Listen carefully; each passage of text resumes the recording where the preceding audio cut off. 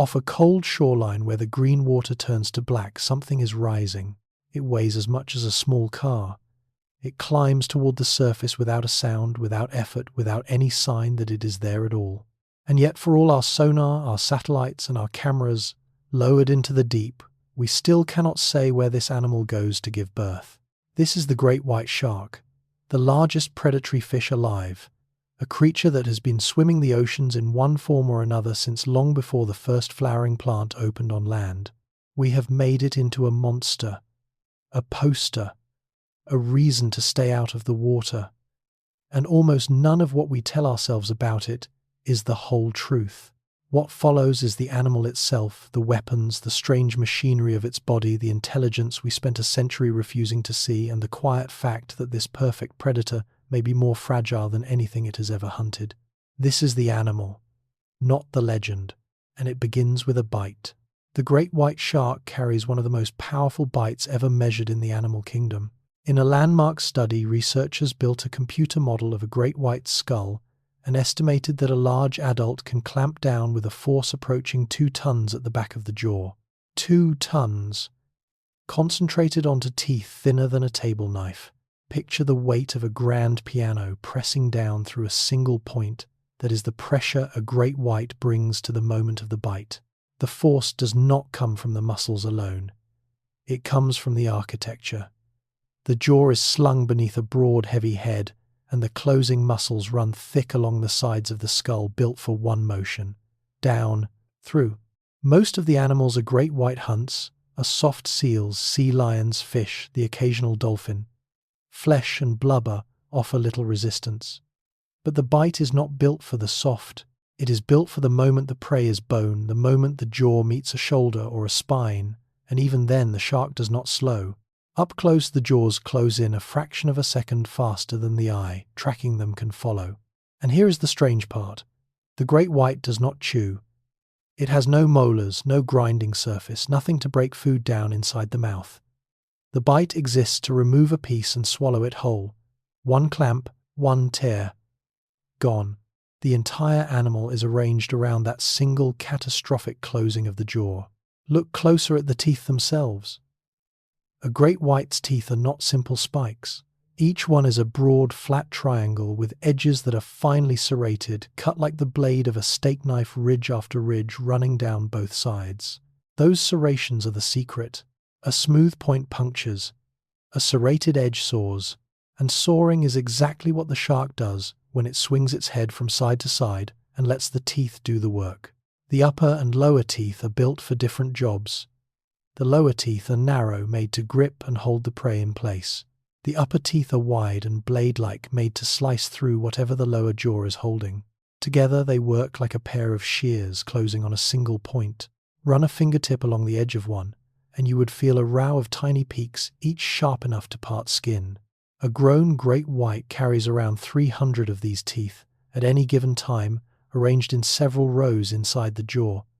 Only the front row does the killing. The rows behind it wait, and the teeth are not anchored the way ours are. They sit not in sockets of bone but embedded in the gum tissue itself, which means they break loose easily by design. A tooth that catches on bone and snaps is not a wound. It is a scheduled loss. The enamel on these teeth is among the hardest material the shark's body produces, harder than much of the prey it bites into. Every edge, every ridge, every angle has been shaped by 100 million years of refinement toward a single result: the clean removal of flesh. Those front teeth fall out constantly.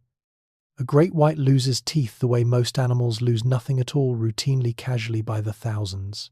When a tooth breaks or wears or simply comes loose in a bite, another rotates forward from the row behind it, sliding up and into position within days. This is the famous conveyor belt.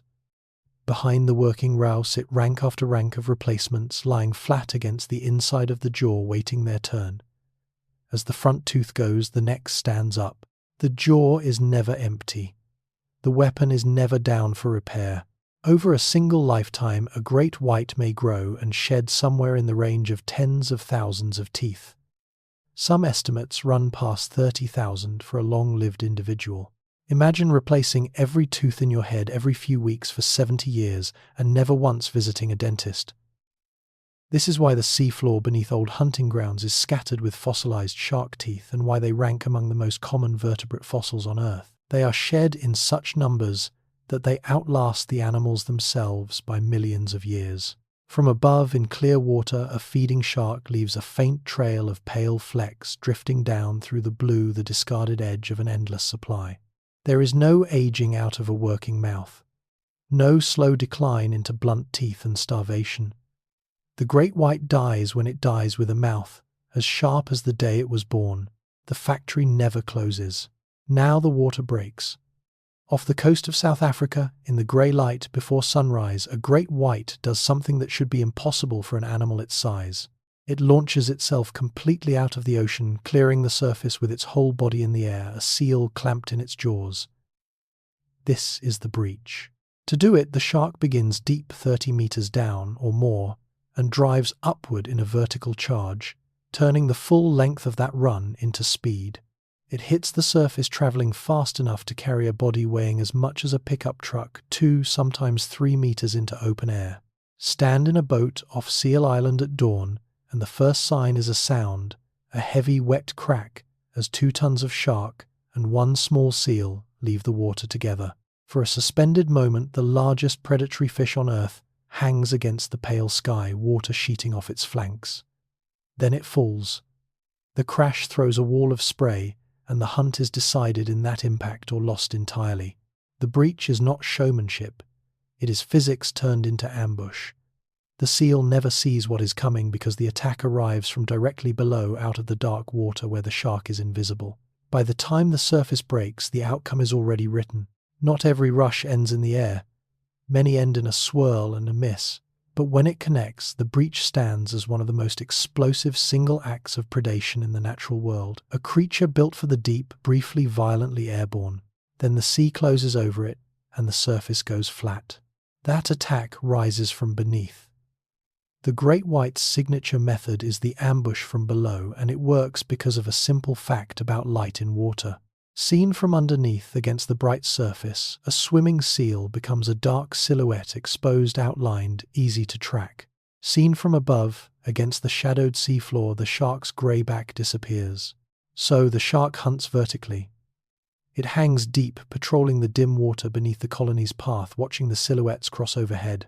When one strays into open water, the shark rises slow at first, then all at once, closing the final distance in a burst that gives the prey almost no warning.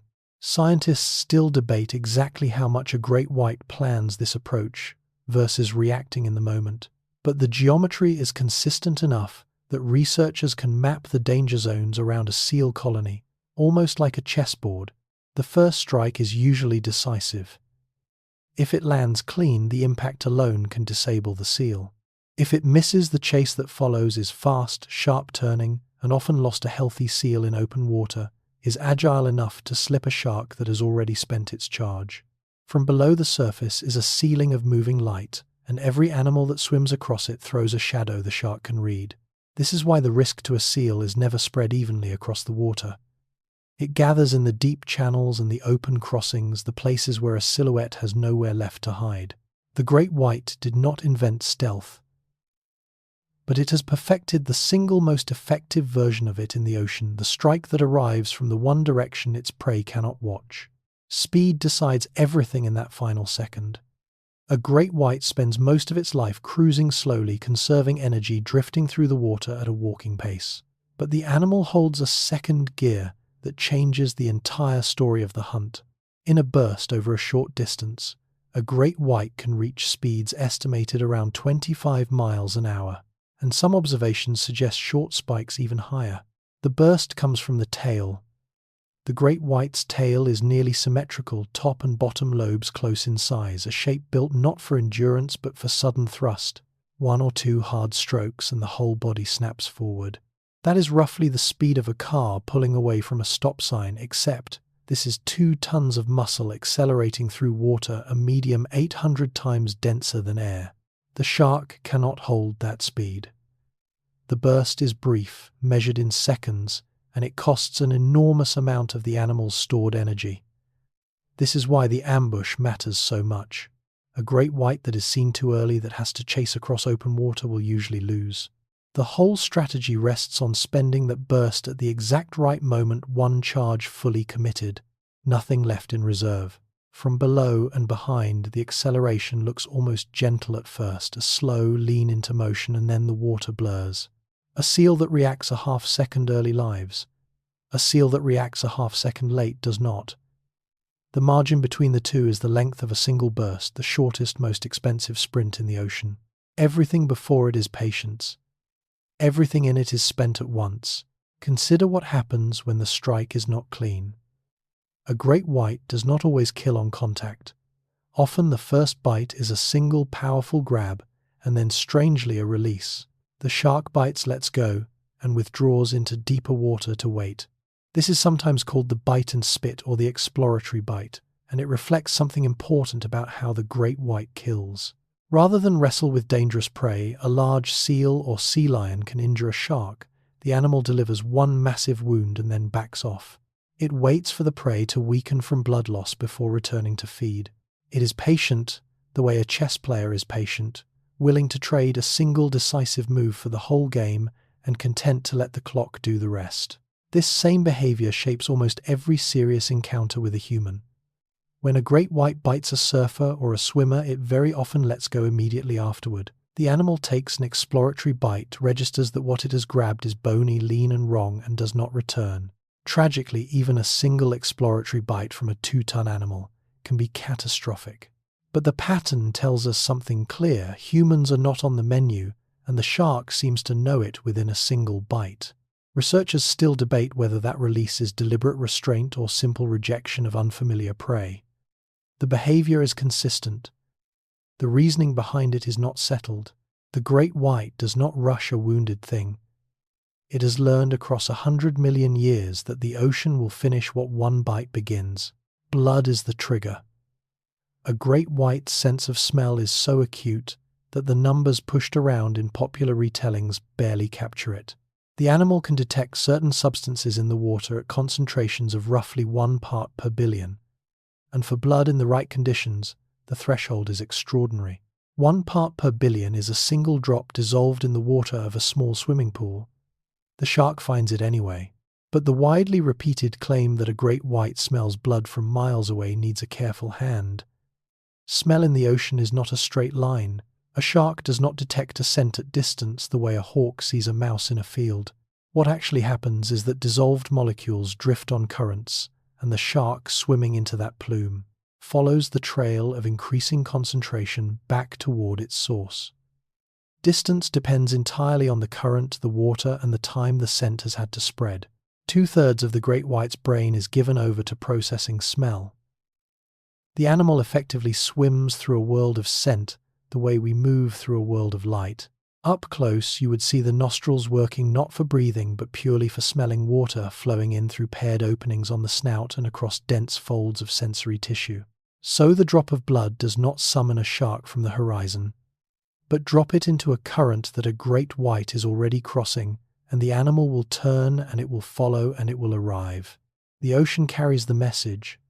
The shark simply reads it. Now watch the mouth open. When a great white commits to a bite, the gape is enormous. The jaws swing open far wider than the resting shape of the head would suggest, and the whole front of the face seems to unfold.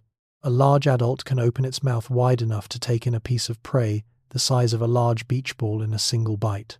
This is possible because of how the jaw is built. It is not fused rigidly to the skull. It hangs loosely connected by ligament and cartilage, and in the instant of the strike it drops down and thrusts forward, extending beyond the tip of the snout. The mouth does not simply open. It reaches out ahead of the animal. For a fraction of a second, the shark's face transforms. The snout lifts, the jaw pushes forward, the teeth rise into full view, and the familiar streamlined head becomes something else entirely. Seen head-on in that instant, the great white stops looking like a fish at all. It becomes a ring of teeth surrounding a dark opening, everything else falling away behind it. Then the jaws close, the head returns to its smooth shape, and the transformation reverses so fast it is difficult to believe it happened. The great white spends its whole life looking sleek, blunt-nosed, almost gentle in profile. That appearance is a kind of disguise.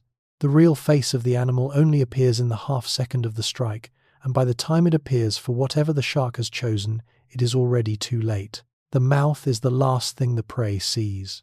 Certain places belong to them.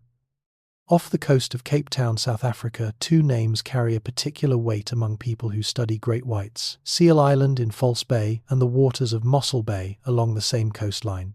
These are among the most concentrated great white hunting grounds ever documented. The reason is simple arithmetic.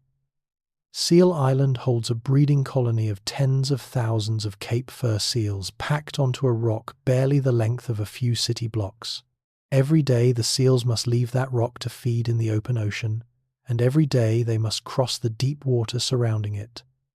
That crossing is a gauntlet. The island is small enough to walk across in minutes. The water around it holds one of the densest gatherings of large predatory sharks on Earth. For years in the peak season, researchers here recorded breaching attacks at close to dawn with remarkable regularity. The low sun on the water, the seals silhouetted the sharks rising from below in the exact conditions that favor them. It became the single best place on the planet to witness the vertical hunt.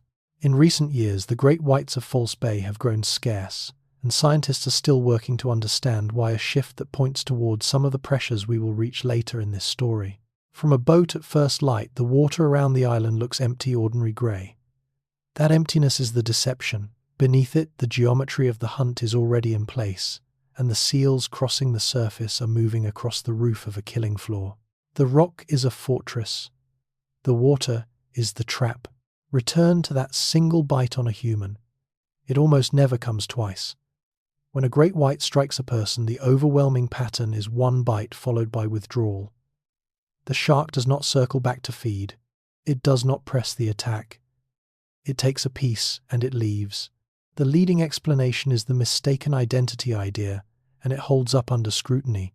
A surfer lying flat on a board, arms paddling seen from below against the bright surface, throws a silhouette that resembles a seal closely enough to fool a hunting shark for the length of one charge. The shark commits. Then the bite delivers information the eyes could not. This is bone and lean muscle, not the dense fat of a seal, and the animal disengages. To a great white built to eat blubber, a human is the wrong texture, the wrong shape, the wrong meal, entirely closer to gristle than to food. There is a colder second reason. A great white simply does not need to risk a struggle with an unfamiliar thrashing animal when the ocean is full of prey it recognizes. Researchers still debate the exact weight of these factors, whether it is mistaken identity, sensory rejection, or ordinary caution. What they agree on is the outcome. The great white is not hunting us. When it bites, it is almost always a case of catastrophic misidentification resolved in a single terrible instant. The tragedy is not that the shark wants us. It is that one bite from an animal this size, delivered by mistake and immediately regretted, can still be more than a human body can survive. We are not prey. We are occasionally a mistake. Now the real number. Set against the reputation, the actual toll is almost startlingly small. Across the entire world, in an average year, great white sharks are responsible for a single-digit number of human fatalities, often fewer than the fingers on two hands, and in many years fewer still. More people die each year from vending machines, from falling coconuts, from cows, from taking a selfie in a dangerous spot. The animal we have built into the ocean's ultimate killer takes fewer lives annually than a badly placed household appliance. Weigh it out fairly. In the time it takes you to feel afraid of a great white, you are in far more danger driving to the beach than swimming once you arrive. The gap between the fear and the fact is enormous, and it did not appear by accident. It was manufactured by one film, one summer, one piece of music that taught a generation to hear danger in two alternating notes. We will come back to that story near the end because it changed the fate of the animal itself. Here is the arithmetic that matters. Humans kill great white sharks at a rate of somewhere between 10 and 100 million sharks of all species every year. The great white in return kills a handful of us. There is no contest. There is not even a comparison. The most feared predator in the ocean is, by any honest measure, one of the least dangerous large animals a person is ever likely to encounter, and one of the most endangered by the encounter itself.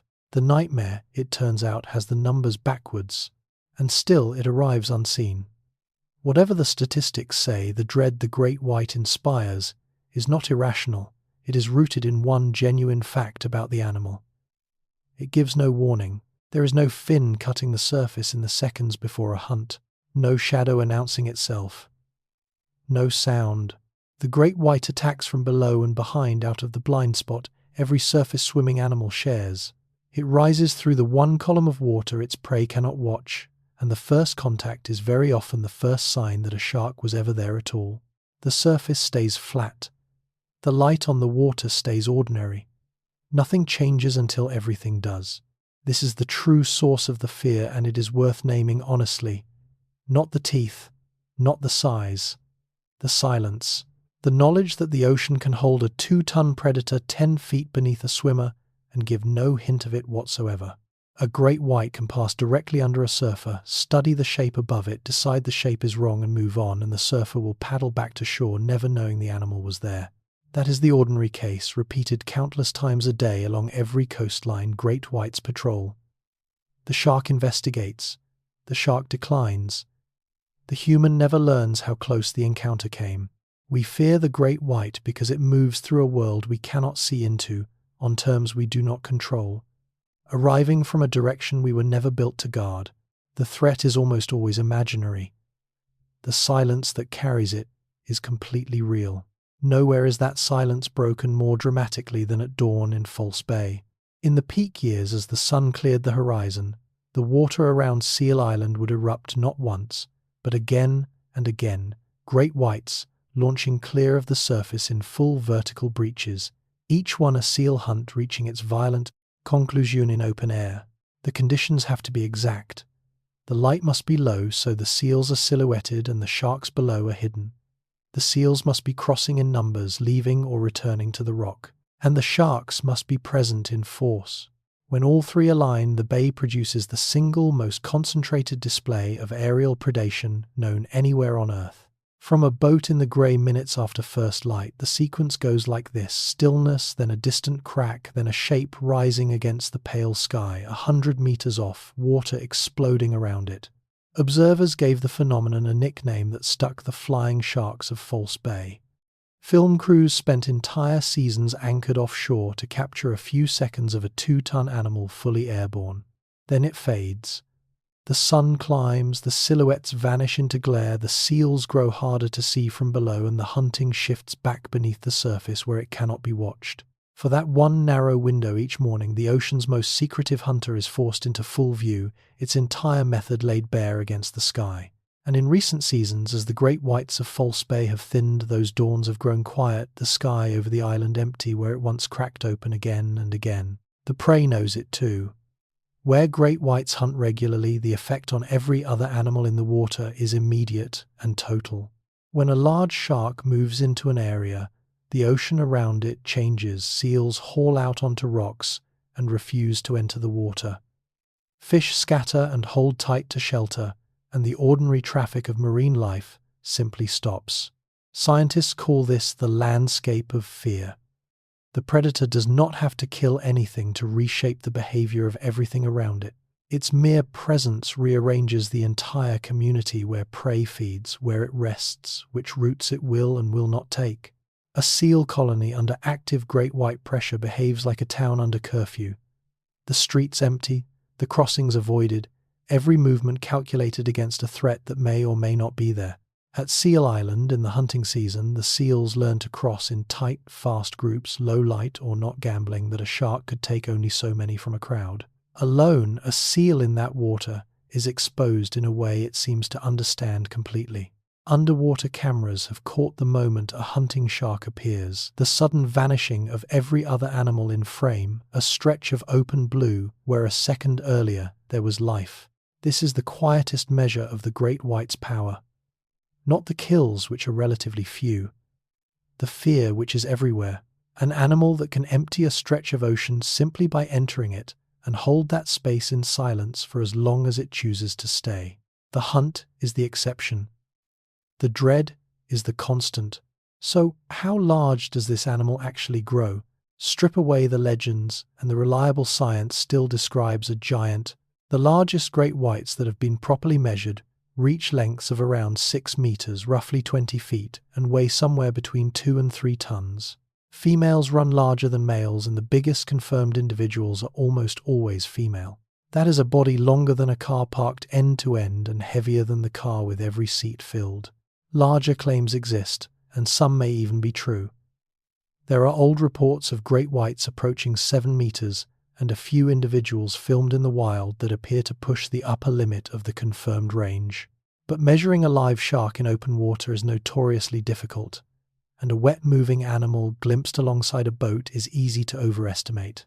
What the careful measurements give us is astonishing enough without exaggeration. A 6-meter great white is one of the largest predatory fish on the planet, exceeded among predators only by a few of its own relatives, and the filter-feeding giants that eat nothing but plankton.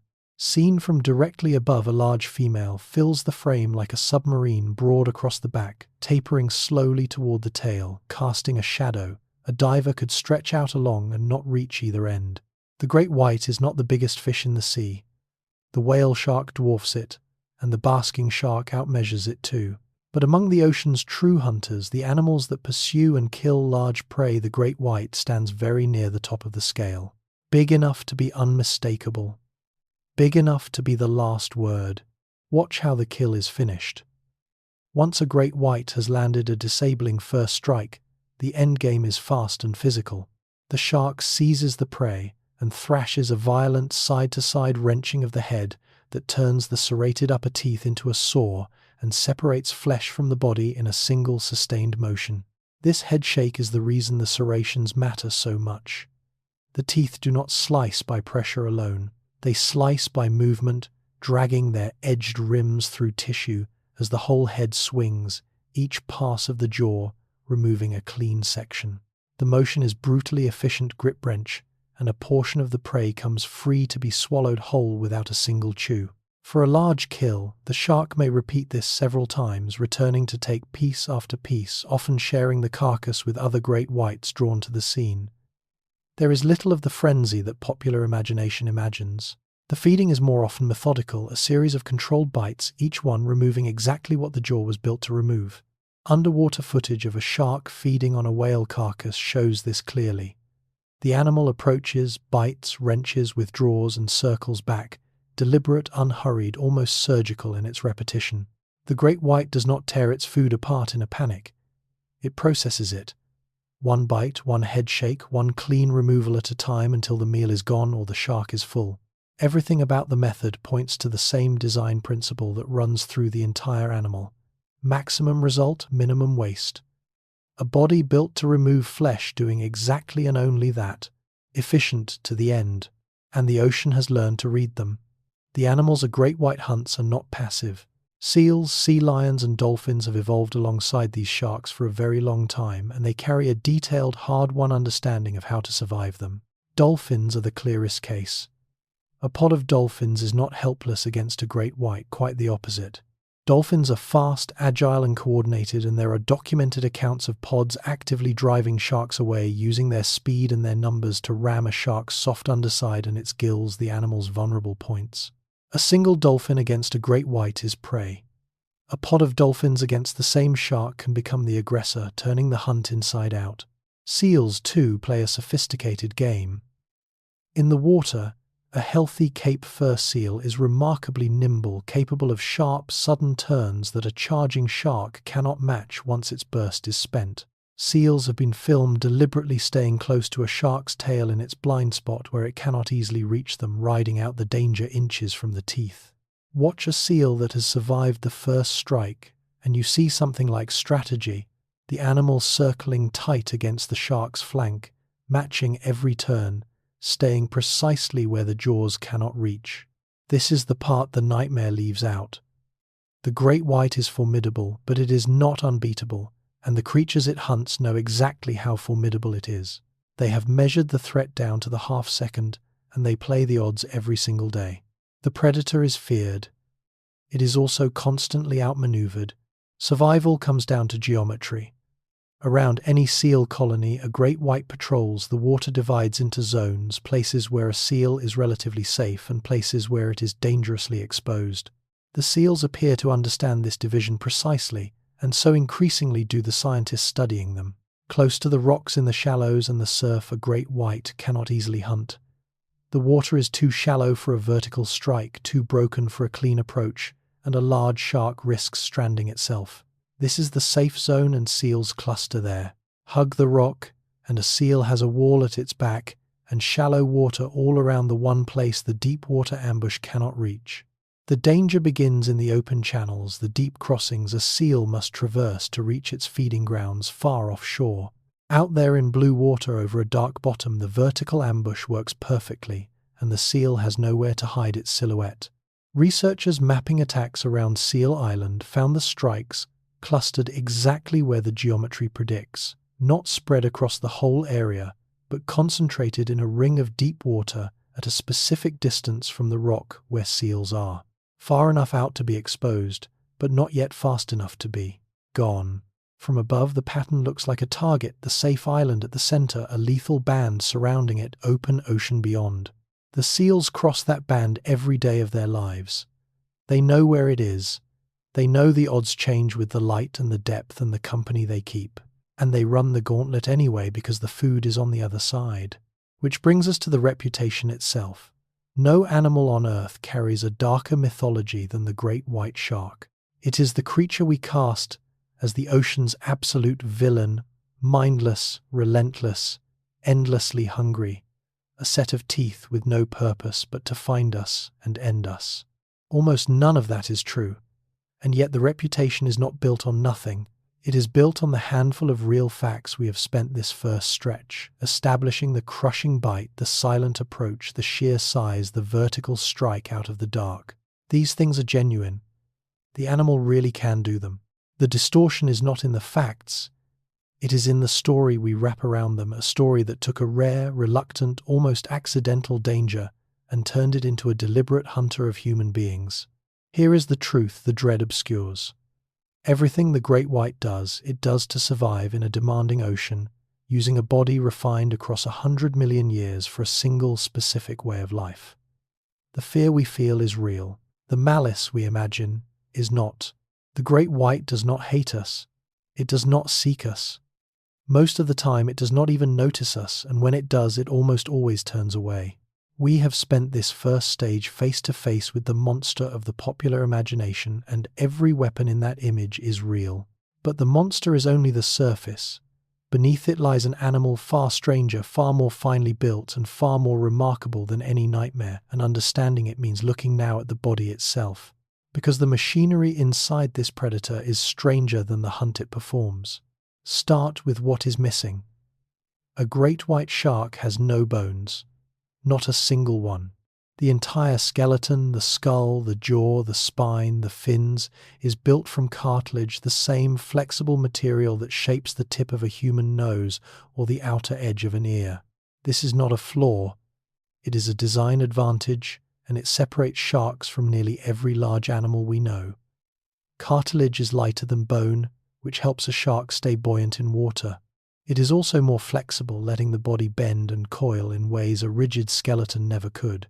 Imagine a body framed not in steel, but in something closer to hard rubber, able to twist, absorb a blow, and spring back without breaking.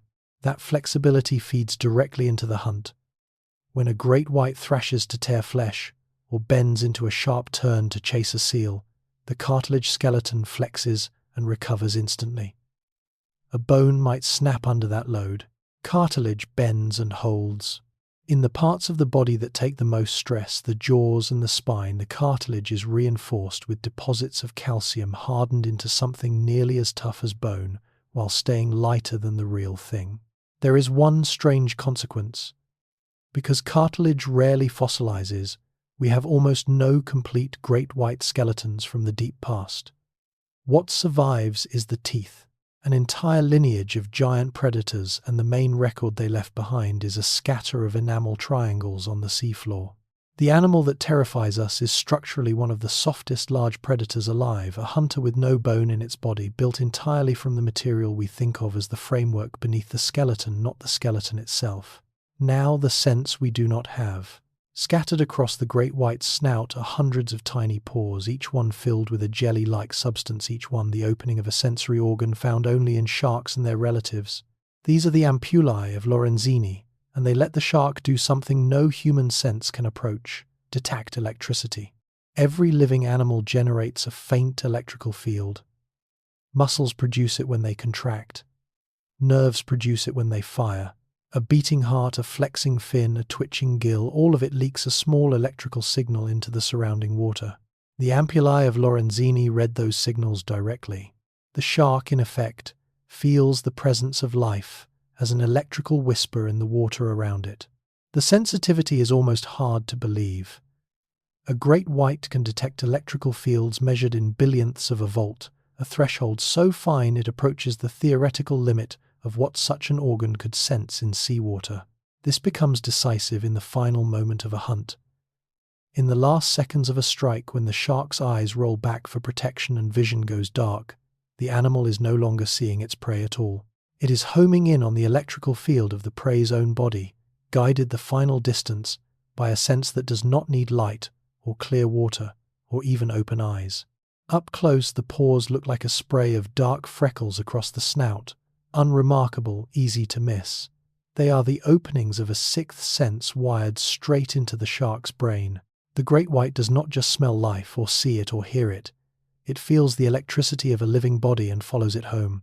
That sense reaches through solid ground. Because the ampullae of Lorenzini detect electrical fields directly, a great white can find prey it cannot see, cannot smell clearly, and has no other way to locate a fish buried motionless beneath the sand of the seafloor. The buried fish gives itself away with nothing but its own biology. Its heart beats, its gills move to breathe. Each of those actions produces a faint electrical pulse, and that pulse travels out through the sand and into the water above. The shark, sweeping its snout across the bottom, reads the signal and knows exactly where to bite. There is no hiding from it. A fish can bury itself completely, hold perfectly still, and make no sound, and its own heartbeat will still betray it to a shark passing overhead. This is why the ampullae are concentrated on the underside and front of the snout. When a great white glides low over the seafloor, that sensory array sweeps the ground beneath it like a detector, mapping the hidden electrical fields of everything alive down there. For the great white, which hunts large prey in open water more often than it digs in sand, this ability matters most in the young. Juvenile great whites feed heavily on fish and rays, some of which do bury themselves, and the electrical sense lets a young shark find a meal that has done everything right to disappear. Stillness is a defense against eyes and ears. It is no defense at all against a sense that reads the electricity of a beating heart straight through the sand, the one hiding place the great white can see into completely. Here is something a fish should not be able to do. Reach into the water beside a swimming great white, and in the right conditions, part of its body would feel warm. This is deeply strange because sharks, like nearly all fish, are supposed to be cold, their body temperature matching the water around them, whatever that temperature happens to be. The great white breaks that rule. It belongs to a small elite group of sharks that are regionally warm-blooded, able to hold key parts of the body well above the temperature of the surrounding sea. The trick is a specialized network of blood vessels called a rete mirabile, a Latin phrase meaning wonderful net. Picture a heat exchanger built from thousands of tiny blood vessels, warm blood, leaving the muscles running alongside cold blood, returning from the gills, the heat passing across from one to the other before it can be lost. The result is that the great white can keep its swimming muscles, its stomach, its brain, and its eyes as much as 10 to 15 degrees warmer than the water it swims through. Warm muscles are stronger and faster. A warm brain and warm eyes react quicker. A warm stomach digests larger meals. This is what lets the great white hunt in cold, temperate seas where most large predatory fish cannot operate at full power. It carries its own warmth into the cold and stays fast, sharp, and dangerous in water that would leave an ordinary fish sluggish and slow. There is a cost. Keeping warm burns enormous energy, which is part of why the great white must eat rich, fatty prey like seals. The warmth is expensive. It is also exactly what makes this cold water ambush possible, a fish carrying a furnace through a cold sea. Watch the eyes at the moment of contact. In the instant before a great white's jaws close on its prey, something unsettling happens to its face. The eyes roll backward in their sockets, turning until only white or a blank dark surface faces outward. For that moment, the most feared predator in the ocean strikes completely blind. This is a protective reflex, and it exists for a simple reason. A struggling seal has claws and teeth and thrashing bone, and the eye is soft, exposed, and irreplaceable. Rolling the eye back into the socket shields it from injury during the violence of the bite. For the length of the strike, the shark trades its sight for the safety of the one organ it cannot afford to lose. Most sharks have a different solution, a tough membrane that slides across the eye like a shield closing over it during an attack. The great white lacks that membrane. Instead, it rotates the entire eyeball backward, achieving the same protection by a different route. This is precisely why the electrical sense matters so much. Blind for that final second, the great white does not need to see. It is already locked onto the prey's electrical field, and the ampullae of Lorenzini guide the jaws home while the eyes are safely rolled away. Seen head-on in that instant, the effect is genuinely eerie. The eyes vanish, replaced by blank, expressionless white, and the face loses the last thing that made it look like a living animal at all. Then the bite lands, the eyes roll forward again, and vision returns. For one heartbeat, the great white becomes a thing with no eyes and no expression, striking on a sense we do not possess, and it never misses for the lack of sight. Look at the colouring, and the name starts to seem like a lie. The great white is not white. Its back is grey slate bronze, sometimes almost brown, and only its belly is pale. That two-tone scheme is not decoration. It is one of the most effective camouflage systems in the ocean, and it works in both directions at once. The principle is called countershading. Seen from above, against the dark depths below the shark's grey back, blends into the gloom, and a seal swimming overhead sees nothing but shadow. Seen from below, against the bright surface, the shark's white belly blends into the glare, and a seal swimming beneath sees nothing but light. From either angle, the animal dissolves its outline, broken exactly where the eye expects a body to be. This is why the vertical ambush works so well.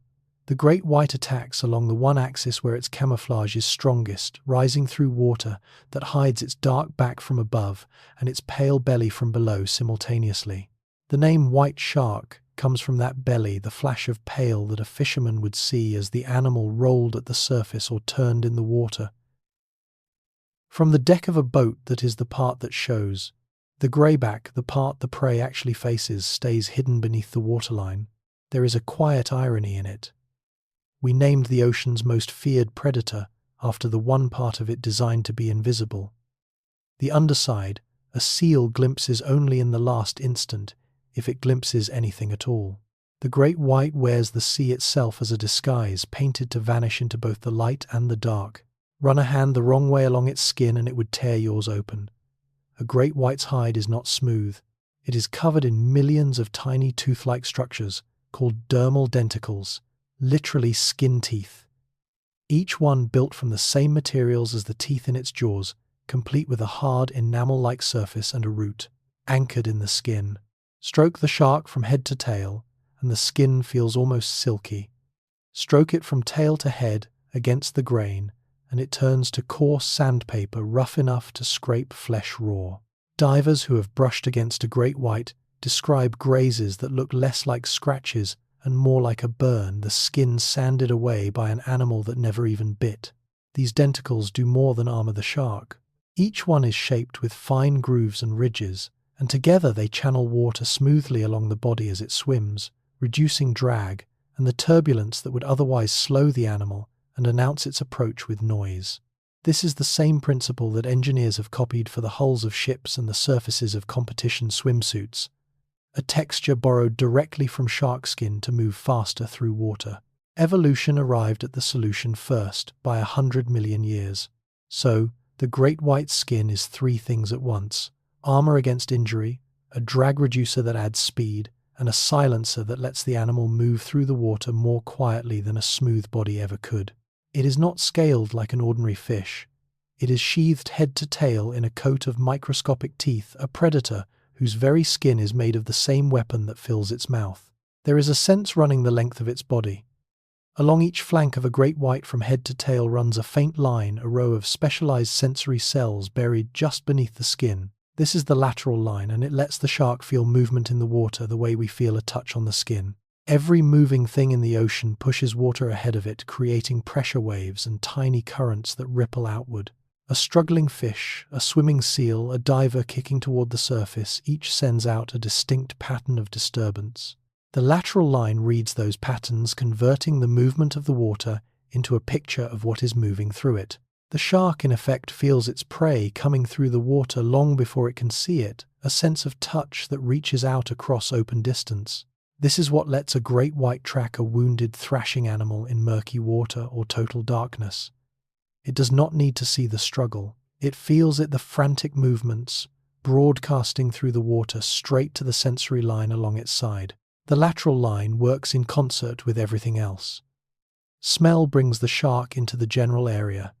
The lateral line and hearing guide it closer. Vision takes over at medium range, and in the final blind second, the electrical sense closes the distance. It is a layered system, each sense handing off to the next as the range shortens, so that from far away or right up close in clear water or black, the great white is never truly without information about what lies ahead. The animal is wrapped quite literally in a nervous system that feels the water itself, every current, every ripple, every movement a message. Now something the great white can never do. It cannot stop. For most of the species, staying still is not resting, it is suffocating. The great white belongs to a group of sharks that must keep swimming more or less constantly for their entire lives, because swimming is how they breathe. The mechanism is called ram ventilation. To pull oxygen from the water, a shark must pass water over its gills, and the great white does this, largely by swimming forward with its mouth open, ramming water in through the front and out across the gills. Stop moving and the flow stops. Stop the flow and the oxygen stops with it. For a great white, forward motion and breathing are nearly the same act. To halt is to begin to smother.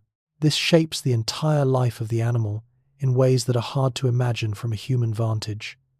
A great white never lies down. It never comes to a full stop to rest. Whatever sleep or rest it gets while moving, and how a shark that can never stop actually rests is a question scientists are still working to answer.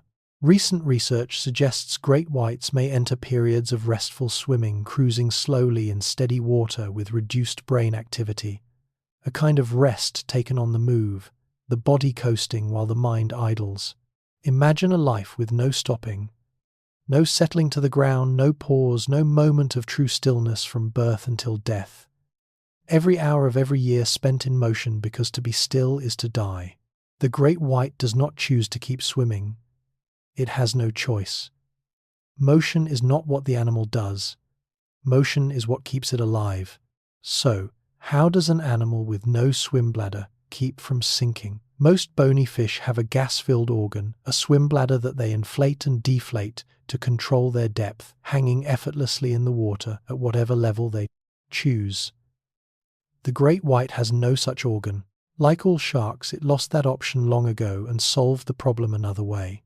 The answer is stored in its liver, which is enormous. In a large great white, the liver can account for a quarter of the animal's entire body weight, and it is packed with a lightweight oil that is less dense than seawater. Picture an internal organ so large and so full of oil that it works like a built-in float, lifting the animal from the inside. That oil-filled liver provides buoyancy, offsetting the weight of the shark's body and helping it hover in the water column without constant effort. Combined with the lightweight cartilage skeleton, it brings the animal close to neutral buoyancy, neither sinking heavily nor floating up but poised in between. It is not a perfect system. A great white is still slightly heavier than water and will sink if it stops swimming, which is one more reason it must keep moving. But the giant liver takes most of the load, so that the shark spends far less energy fighting gravity than a dense liverless body would. The liver does double duty. Beyond buoyancy, it stores energy. The rich oil is a fuel reserve drawn down during long migrations across open ocean where food is scarce. A great white can cross thousands of miles of empty sea, partly on the fuel banked in that single massive organ. One organ, a quarter of the body, holding the shark up and carrying its fuel across the ocean at once. Follow the great white into the dark and its eyes are ready. Behind the retina of each eye lies a layer of mirror-like tissue called the tapetum lucidum, the same structure that makes a cat's eyes flash green in headlights. It is a reflector, and it doubles the eye's power in low light. Here is how it works. Light enters the eye and strikes the retina. Some of it is absorbed and turned into vision, but some passes straight through unused. The tapetum catches that leftover light and bounces it back through the retina a second time, giving the eye two chances to capture every photon instead of one. In the dim water where the great white hunts, that second pass can be the difference between seeing a seal and missing it entirely, a doubling of the faint light the deep sea allows. This is why the great white can hunt effectively at dawn and dusk and down into depths where sunlight fades toward nothing. The mirror behind the eye squeezes vision out of light levels that would leave a human effectively blind. The great white's eyes have another trick. The animal can adjust how much of the tapetum is active, shielding it in bright conditions and unveiling it in darkness, tuning its own night vision up and down to match the water it swims through. Shine a light into a great white's eye in dark water, and it would glow back at you, the tapetum, throwing the beam straight out again, the same eerie shine a diver's lamp catches in 100 night-hunting animals. The great white does not simply tolerate the dark. It is equipped for it, carrying a mirror in each eye that turns the failing light of the deep into a picture clear enough to hunt by. Watch the jaw in the instant of the bite, and it does something a face should not do. It comes off the front of the head. The great white's upper jaw is not fixed to its skull. It hangs loosely, and in the moment of the strike it drops down and thrusts forward, extending past the tip of the snout to meet the prey ahead of the body. This is called jaw protrusion, and it changes the whole geometry of the bite. Instead of the shark having to bring its entire head to the prey, the jaws reach out on their own, closing the final gap in a fraction of a second while the body barely moves. The effect is that the mouth strikes forward independently, the bite launching ahead of the animal like a fist thrown from the shoulder. The advantage is speed and reach. A protruding jaw covers distance the body would take longer to close, and it lets the shark bite from angles a fixed jaw could never manage. Combined with the enormous gape, it turns the mouth into something closer to a launched weapon than a fixed set of teeth. There is a cost to this loose construction. Because the jaw is only lightly anchored, an unusually large or violent struggle can dislocate it, and there are records of great whites with damaged or displaced jaws. The flexibility that makes the strike so fast also makes the joint vulnerable. Freeze the moment of the bite and the transformation is unmistakable, the smooth, blunt-nosed head suddenly opening, the jaw sliding forward and down, the whole front of the face becoming a reaching ring of teeth. Then it retracts the jaw, draws back beneath the snout, and the face returns to its streamlined shape as if nothing had happened at all. 2/3 of its brain is built for one purpose: smelling. The great white's brain is not the small, simple organ its reputation suggests. It is large, complex, and Y-shaped, and the two long arms of that Y are its olfactory lobes, the regions dedicated to processing scent. A vast share of the animal's neural machinery exists to analyze what it smells. The nostrils themselves take no part in breathing. That job belongs entirely to the gills. The nostrils exist purely to smell, drawing a constant stream of water in through one channel and out through another, passing it across dense folded sheets of sensory tissue that pull scent molecules from the flow.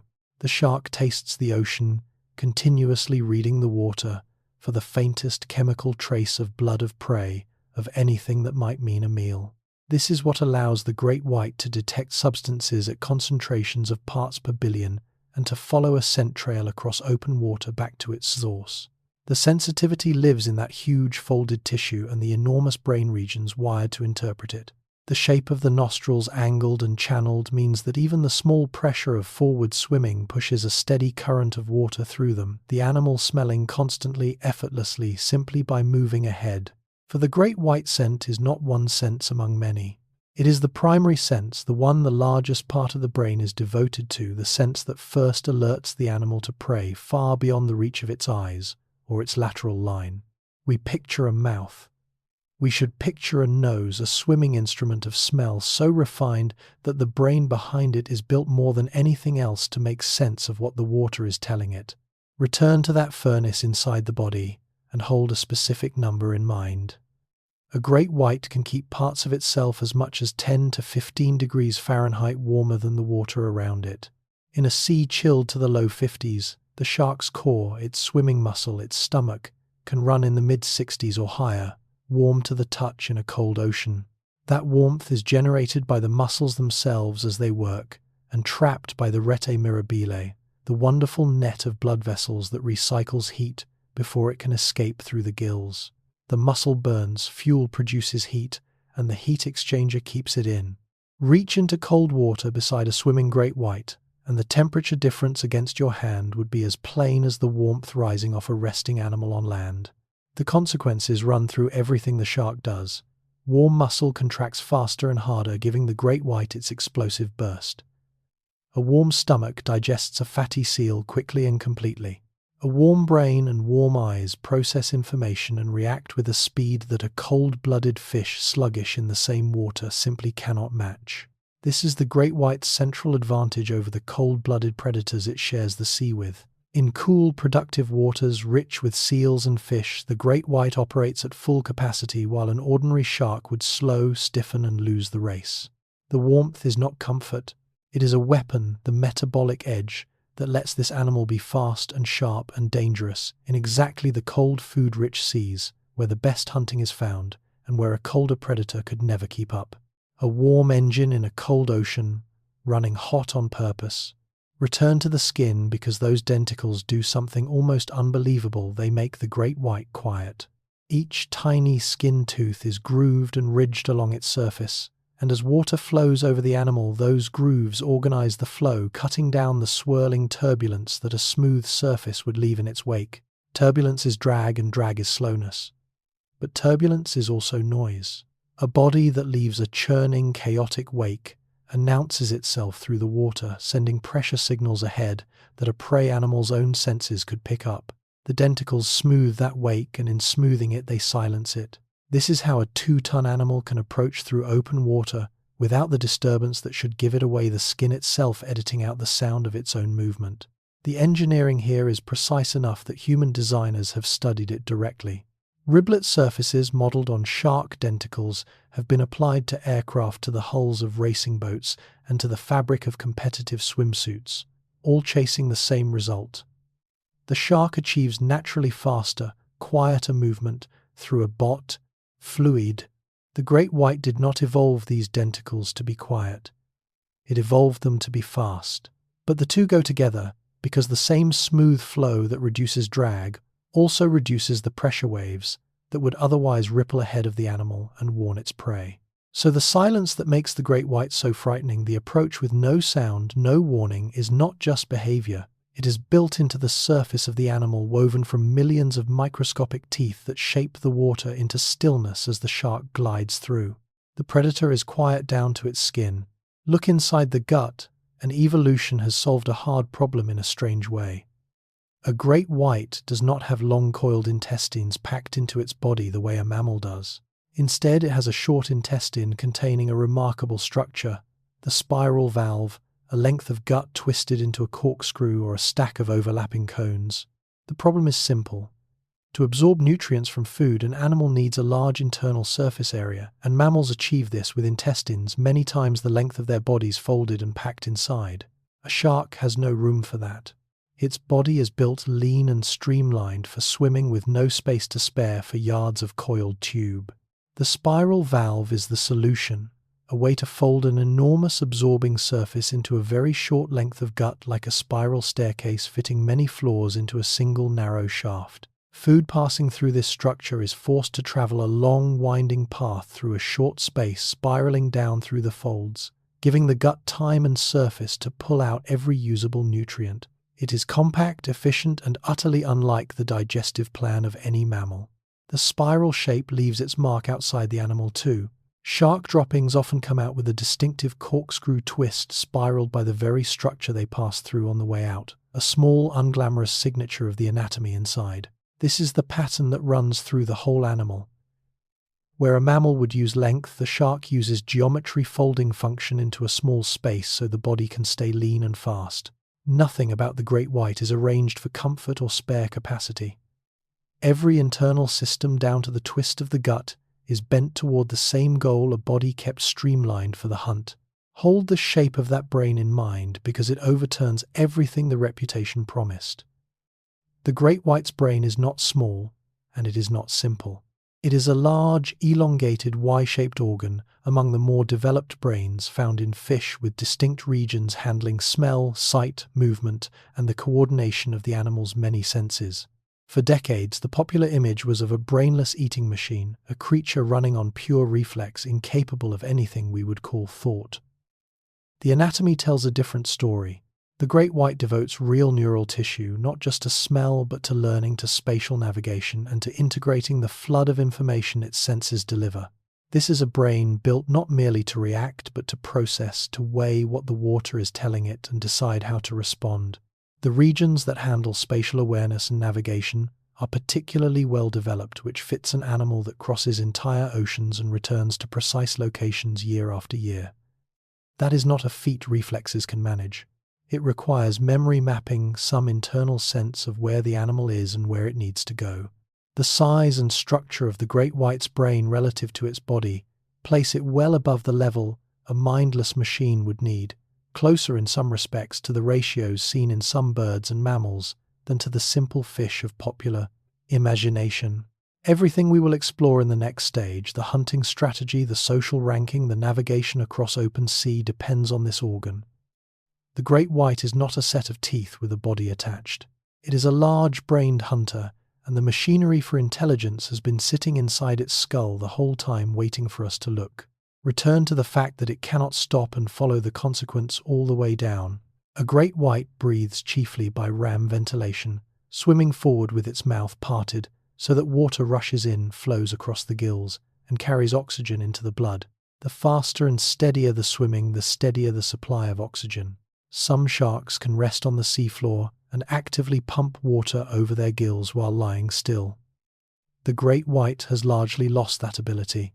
Its whole respiratory system is tuned to the flow that swimming provides, which means the animal is locked into near constant motion simply to keep breathing. The gills themselves are 5 pairs of long slits along each side of the head, and as water pours across them, the blood inside pulls oxygen out and dumps carbon dioxide back.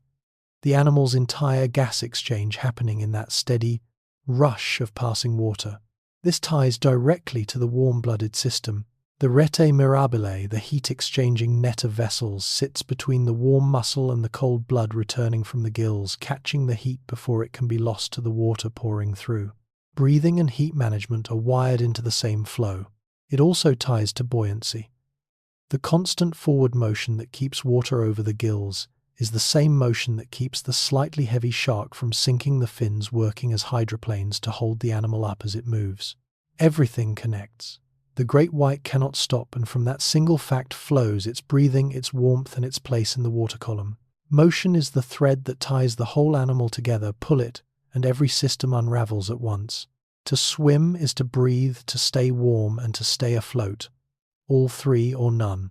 There is a band of muscle inside the great white that stays warm no matter how cold the sea. Deep in the body near the spine runs a core of dark red swimming muscle. The muscle, the rete mirabile, keeps heated the engine of the animal's cruising power. It is built for endurance, and it is the part of the shark that runs warm around the clock. Red muscle is the tissue of the long haul. Rich in blood and oxygen, it contracts steadily and tirelessly, and it is what drives the great white through the thousands of miles of open ocean it crosses in migration. Kept warm by the heat exchanger, this muscle stays efficient in cold water, where an unheated version would falter. Wrapped around that warm red core is a much larger mass of pale muscle, and this pale tissue is the burst, the explosive power that fires the animal forward in the final charge of a hunt. The pale muscle works differently. It is built for short, violent effort, not endurance. It delivers the tremendous acceleration of the strike and then fatigues quickly, which is exactly why the great white's burst lasts only seconds and costs so much energy. So the animal carries 2 engines, a warm, tireless red core for the long cruise, and a cooler, explosive pale bulk for the kill, one for the journey, one for the strike. This division is why the great white can both cross an ocean and ambush a seal, 2 demands that pull in opposite directions. Endurance and explosiveness rarely live in the same body. The great white houses, both layered one around the other, warm engine inside cold, each doing the job the other cannot. A cruiser and a sprinter folded into a single frame. Step back now and take in the whole design. Every feature explored in this stage points toward one conclusion. The great white is a body with a single purpose, and nothing in it is wasted on anything else. It is not a general-purpose animal that happens to hunt. It is a hunting instrument that happens to be alive. Consider what it has assembled. A skeleton of flexible cartilage for speed and resilience.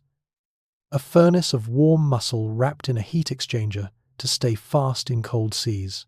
Eyes that see in the dark and roll away from harm. A nose wired to a brain built mostly for smell. A skin of microscopic teeth that silences drag. And a sixth sense that reads the electricity of a beating heart through solid sand.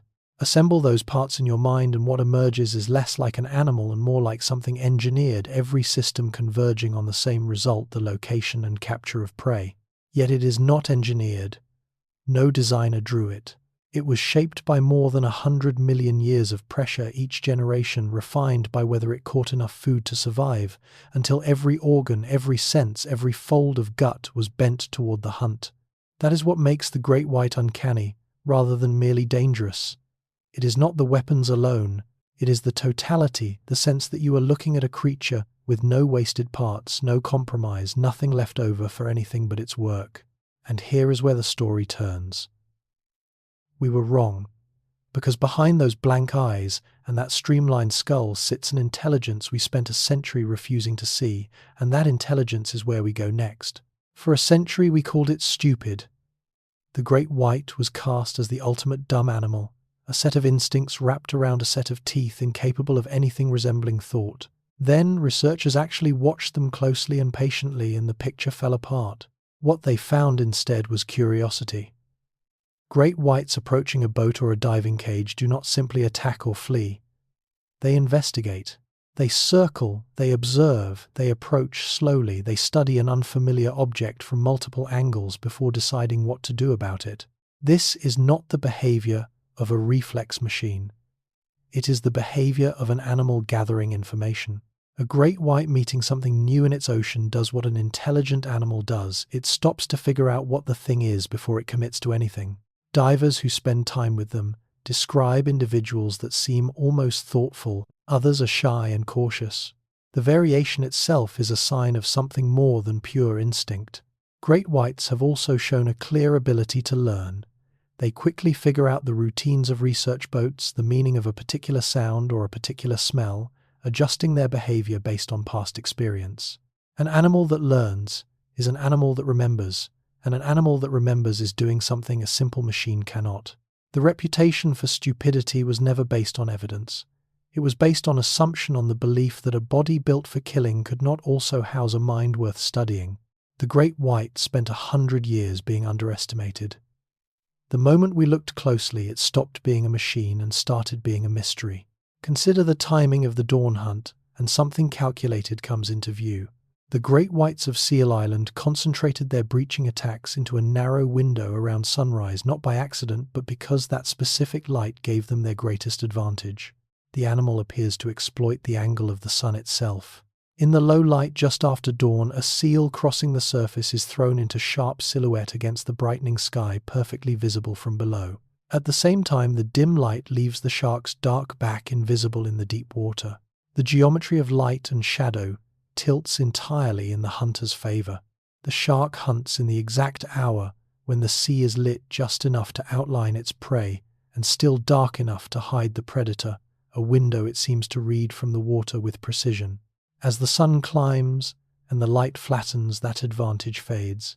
The seals become harder to silhouette, the water brightens, and the hunting success drops. The great whites in response ease off the intense breaching activity, winding down as the conditions turn against them. Whether the shark consciously calculates the sun's angle or has simply learned through experience that dawn brings the best results is a question researchers continue to explore. Either way, the behavior is precise. The animal concentrates its most explosive effort into the exact window when it will pay off. Scientists still debate whether this reflects genuine understanding of light and shadow, or a learned association with a productive time of day. What is not in doubt is the result: a predator that has matched its most demanding tactic to the 1 hour when the sun itself becomes an ally. The hunt is timed. The clock is the sky. Bring several great whites to a single whale carcass and something other than chaos unfolds. A dead whale floating at the surface is a windfall, tons of rich fat, enough to feed many sharks at once, and it draws great whites from across a wide area. What happens when they gather is not the frenzy popular imagination expects. Instead, the sharks feed in a loose order, and they largely avoid fighting. Rather than tear at each other over the food, they take turns moving in to feed and then withdrawing, with larger and more dominant individuals generally getting priority access. Open aggression between them is rare. Around a whale carcass, the great whites arrange themselves into something closer to a queue than a mob, a working order that lets many animals feed from the same prize without destroying one another. This restraint makes sense.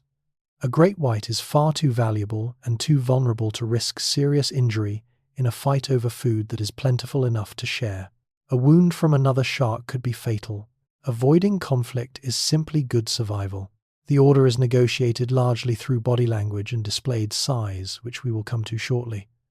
A smaller shark reads the presence of a larger one and yields, giving way without a blow being struck. The hierarchy does the work that fighting otherwise would. This is a level of social sophistication the old reputation never allowed for multiple apex predators, sharing a massive food source through restraint and signaling rather than violence. It is closer to the table manners of a wolf pack than to the mindless thrashing of legend. Even at the feast, the great white keeps its composure, feeding by an order it never had to be taught to respect. Watch two great whites meet, and they settle their rank without a bite.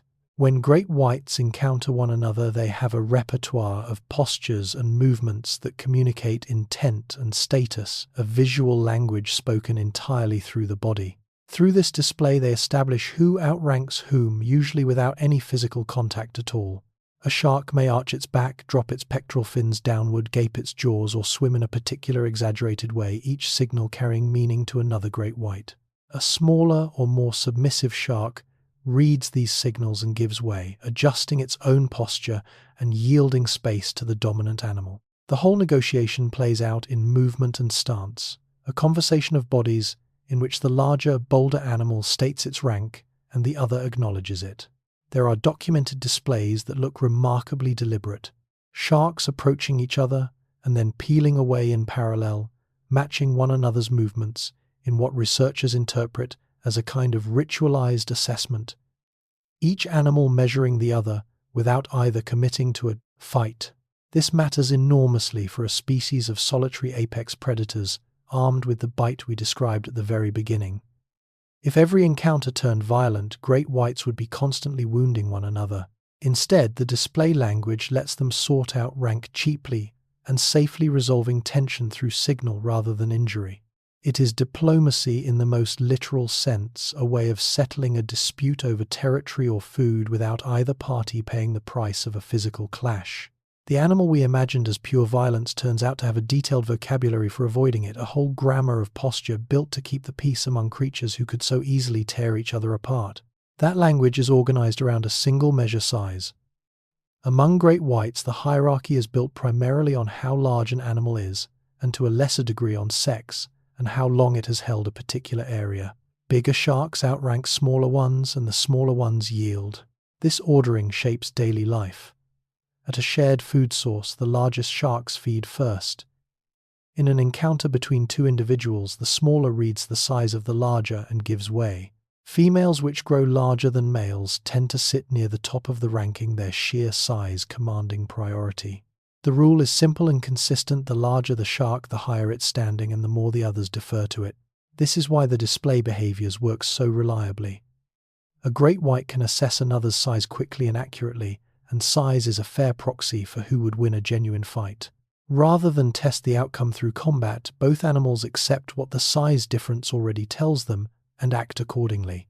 Researchers observing great whites at seal colonies and around bait have documented this: repeatedly clear pecking orders forming, with individuals recognizable by their markings taking consistent positions in the hierarchy relative to one another. There is even evidence that great whites may recognize specific individuals they encounter repeatedly, remembering past interactions and the rank established in them, though how far this recognition extends is still being studied. So the great white lives not in anarchy but in a structured social world, one governed by a clear rule that every animal understands. Size is rank, rank is order, and order is what allows these solitary giants to share an ocean without constant war. Even apex predators, it turns out, know their place. No two great whites are quite the same. Spend enough time around them and the individual personalities emerge. Some sharks are bold, pushy, quick to approach. Others are shy, cautious, hanging back at the edge of a scene. This variation is consistent enough that researchers now speak of it as genuine temperament-stable traits that stay with an individual over time. The bold ones come in close to boats and cages, investigate aggressively and take risks the shy ones avoid. The cautious ones observe from a distance, approach slowly if at all, and retreat readily. Give the same individual the same situation on different days and it tends to respond in character. One shark charges in to inspect a strange object without hesitation. Another circles at a wary distance and never commits. The difference is not the situation, it is the animal. This is significant because personality-consistent individual difference in behavior is a hallmark of cognitive complexity. Simple reflex machines do not have personalities. They respond to the same input the same way every time. An animal that varies and varies consistently is doing something more. These temperaments appear to shape how individuals hunt, how they interact with others, and where they sit in the social hierarchy. A bold shark may claim rank a shy one of equal size would concede. Behavior, not just body, helps determine standing. Researchers can now recognize particular great whites, not only by their markings and scars, but by their behavior. This one always cautious, that one always brazen personalities, as distinct as the animals that carry them. The great white is not a type. It is a population of individuals, each one a little different from the next, bold or shy, pushy, or reserved a character rather than a category. Sometimes a great white lifts its head clear of the water to look around. This behavior is called spy hopping, the shark rising vertically until its eyes break the surface, honey position for a moment to survey what lies above the waterline. It is deliberate, and it means the animal is gathering information from a world it does not normally inhabit. Great whites have been observed spy hopping near seal colonies, near boats and around floating objects, apparently to get a look at prey hauled out on rocks, or to inspect something at or above the surface that its underwater senses cannot fully resolve. Lifting the eyes into the air gives a view the water cannot provide. For a moment, the shark holds itself upright, head in the air, eyes above the surface, taking in the scene like a submarine raising a periscope. This is striking because it shows the great white actively seeking information beyond its own element. An animal running purely on aquatic instinct would have no reason to raise its eyes into the air. Spy hopping suggests curiosity and a flexible willingness to gather data from wherever it is available. It also hints at how the shark builds its picture of the world. Rather than relying on a single sense or staying locked in its underwater frame, the great white will change its position and even its element to learn something it could not learn otherwise. The behavior is shared by only a handful of intelligent marine animals. Orcas and some other predators spy hop too for similar reasons. That the great white belongs in that company says something about the mind behind the eyes. It rises, it looks, it lowers itself back into the water, a hunter checking a world above the one it was built for. Follow a single great white across the open ocean, and it may return to the exact rock where it started. Great whites undertake enormous migrations, crossing entire ocean basins, traveling thousands of miles across featureless open sea, and then navigate back to the same specific hunting grounds, sometimes the same stretch of coastline year after a year. This demands navigation of a very high order. There are no landmarks in the open ocean, no visible trail to follow across thousands of miles of water. Yet tagged great whites have made these round trips with striking precision, leaving a coastal site ranging far out into the open sea and returning to within a short distance of where they began. Picture crossing an ocean with no map, no coastline in sight for weeks, and arriving back at a single rock you left a year before, and doing it by memory and sense alone. How they manage this is still being pieced together, but part of the answer almost certainly involves the ampullae of Lorenzini. Those same electrical sensors that detect prey can also detect the Earth's magnetic field, giving the shark a potential internal compass tuned to the planet itself. Combined with a sense of the sun's position, water temperature gradients, and possibly scent, the great white appears to carry an internal map detailed enough to guide it across an ocean and back to a precise destination. This is not something reflex can accomplish. It requires memory of a place, a sense of direction, and the ability to correct course over vast distances, cognition of a kind we rarely credit to a fish. The great white does not wander the ocean. It travels it with a destination in mind and a map inside its head. Far out in the open Pacific, halfway between Mexico and Hawaii, the great whites keep a secret. Every year, great whites from the California coast swim more than 1,000 miles out into a remote patch of open ocean, and they gather there, many of them in the same barren stretch of sea, for reasons that are still not fully understood. Researchers named the place the White Shark Café. For a long time, this made no sense. The region is an open ocean desert, low in the kind of rich prey that draws great whites to the coast. Why would these animals leave productive hunting grounds to spend months in what looked like an empty patch of sea? The sharks travel 1,000 miles to reach it, then linger for weeks or months in water that from the surface appears to offer them almost nothing. Recent research has begun to lift the mystery. The cafe, it turns out, is not empty at all. Beneath the barren surface lies a hidden layer of life in the ocean's twilight zone, a deep community of small fish and squid that rises and falls each day, and the great whites appear to be diving down to feed on it. At the cafe, the sharks perform strange, repeated deep dives, plunging hundreds of meters down and back up over and over, in patterns researchers are still working to explain.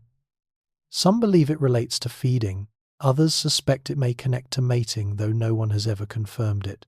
The White Shark Café remains one of the great open questions of the species, a gathering we can now find and track and still cannot fully explain. The great whites know why they go. We are only beginning to guess. There is one animal that turns the great white into prey, and the great white knows it. When an orca, a killer whale, appears in waters where great whites are hunting, the sharks do not stand their ground. They flee. And they do not simply move off a short distance, they abandon the area entirely, sometimes for months. This has been documented most dramatically off the coast of California and South Africa, where the arrival of certain orcas coincided with great whites vanishing from established hunting grounds. Tagged sharks left the moment the orcas arrived, and tracking showed them staying away long after the mere presence of the predator, emptying the region of great whites. The ocean's most feared hunter, faced with the one animal above it, does not fight. It runs, and it stays gone. The reason is grimly specific. Certain orcas have learned to hunt great whites, and they target one organ in particular, the enormous oil-rich liver. Working in coordinated groups, orcas can flip a shark over, immobilize it, and extract the liver with surgical precision, leaving much of the rest of the carcass behind. Great whites appear to have learned this lesson deeply. The response is not a cautious retreat, but a total evacuation, suggesting the danger is severe enough to override the pull of even the richest seal colony. That a great white will surrender prime hunting grounds simply because orcas have passed through says something profound about how it weighs risk. This is not blind aggression. It is an animal that knows exactly where it stands in the ocean's order and knows precisely what stands above it. Even the apex predator has a predator, and it does not argue with it. Bring a great white back to the same boat day after day, and it starts to understand the boat. Great whites are quick learners, and around research vessels and cage diving operations, they rapidly figure out the routines, the sound of a particular engine, the splash of bait entering the water, the shape of a familiar hull. They connect these cues to the presence of food and they adjust. Operators report that individual sharks learn to approach on the specific sounds and signals that have meant food in the past, arriving before any bait is even in the water, responding to the pattern rather than the meal itself. This is associative learning, linking a signal to an outcome, and the great white does it fast. A shark that has learned the routine no longer waits to smell the bait. It reads the arrival of the boat and it comes. This same intelligence shows up around the cage. Great whites learn the dimensions of a diving cage, the reach of the bars, the space where a hand or a camera might extend. They adjust their approaches accordingly, testing the structure, probing for angles, treating it as a puzzle to be worked rather than a wall to be charged. The learning cuts against the operators too. Sharks that have been hooked or harassed grow warier, harder to approach. Having learned that certain situations carry risk, the animal remembers a bad experience and changes its behavior to avoid a repeat. This capacity to learn from experience, to remember and to adjust, is exactly what a mindless machine cannot do. The great white does not meet each day fresh, running the same reflexes. It carries what it has learned and it uses it. The boat teaches the shark. And the shark, it turns out, is paying close attention. A great white has no hands, so it explores the world with its mouth. This reframes one of the most feared things the animal does. When a great white encounters something unfamiliar, a surfboard, a buoy, a camera, a diver, it may take a bite not to feed but to investigate. The mouth is its only tool for examining an unknown object closely. Lacking fingers, arms, or any way to hold and turn a thing over, the great white uses the one instrument it has that is packed with sensory information. Its mouth and teeth carry nerves and sensors that let the shark gather detail about texture, hardness, and composition information it cannot get any other way. The bite in these cases is not an attack. It is a question the shark asking with the only means it has, what is this thing? This is often called exploratory biting or mouthing, and it explains a great deal about encounters with humans. A great white that bites a surfboard and then leaves has very likely done exactly what it intended. Investigated an unfamiliar object, learned it was not food, and moved on. The tragedy is only that its investigative tool is a set of teeth capable of terrible harm. Understanding this changes the meaning of many shark bites entirely. What looks like a predatory attack is often a curious animal gathering information about something it has never encountered, with no intent to feed at all. It is a grim irony.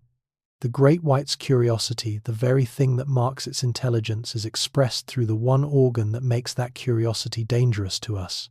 The shark is not always attacking. Sometimes it is only asking, and its only way to ask is to bite. Inside the great white's head may be a compass, tuned to the planet itself. The animal's extraordinary navigation, those 1,000-mile journeys across trackless ocean and back, points strongly to an ability to sense the Earth's magnetic field and to use it as a map and a heading across the open sea. The Earth generates a magnetic field that varies in predictable ways across the globe, and an animal able to detect it can in principle read its own position and direction from that field alone. A number of migratory animals appear to do exactly this, and the great white shows every sign of belonging to that group. The shark may sense the invisible magnetic lines threading through the ocean and steer by them the way a sailor once steered by a needle and a star. The likely instrument is one we have already met, the ampullae of Lorenzini. Those same jelly-filled pores that detect the faint electrical fields of prey are also sensitive enough in principle to detect the electrical signals induced as the shark moves through the Earth's magnetic field, giving the animal a built-in magnetic sense. Recent experiments have shown that great whites and related sharks can indeed respond to magnetic fields, adjusting their orientation when the field around them is altered. Direct evidence that the sense is real and that the animal uses it. Exactly how the great white combines this magnetic sense with cues from the sun, from temperature, and from scent to build its complete navigational map is still being worked out. But the core ability appears settled. The shark can feel the planet's magnetism and it steers by it. The great white does not cross the ocean blind. It carries the map of the Earth's own field inside its snout. Great whites do not hunt every prey the same way. They adjust the tactic to the target. Against a seal, the animal uses the deep, vertical ambush, the strike from below out of dark water. Against other prey in other settings, it hunts differently, matching its method to the specific animal it is pursuing and the conditions it faces. Young great whites, which feed largely on fish and rays rather than seals, hunt in ways suited to that smaller, differently behaved prey. Patrolling the bottom using the electrical sense to find hidden targets, striking in a manner vertical seal ambush would not serve. As the shark grows and shifts to marine mammals, its tactics shift with it. The great white does not run one program for every hunt. It reads the prey and the setting, and it chooses the approach that fits. This flexibility appears even within seal hunting. Where the water is deep and clear, the shark favors the vertical breach. In shallower or murkier conditions where that approach will not work, it adapts hunting closer to the surface or relying more on stealth and less on the explosive rise. Great whites in different parts of the world facing different prey in different environments develop different hunting styles suited to their local conditions, a sign that the behavior is shaped by learning and circumstance, not fixed rigidly by instinct alone. This is the difference between a tool and a strategist. A tool does one thing. A strategist assesses the situation and selects from a range of options. The great white assesses and selects. The hunt is not a reflex played on repeat. It is a decision made fresh against each prey the shark chooses to pursue. The great white keeps a calendar, and it keeps it by memory.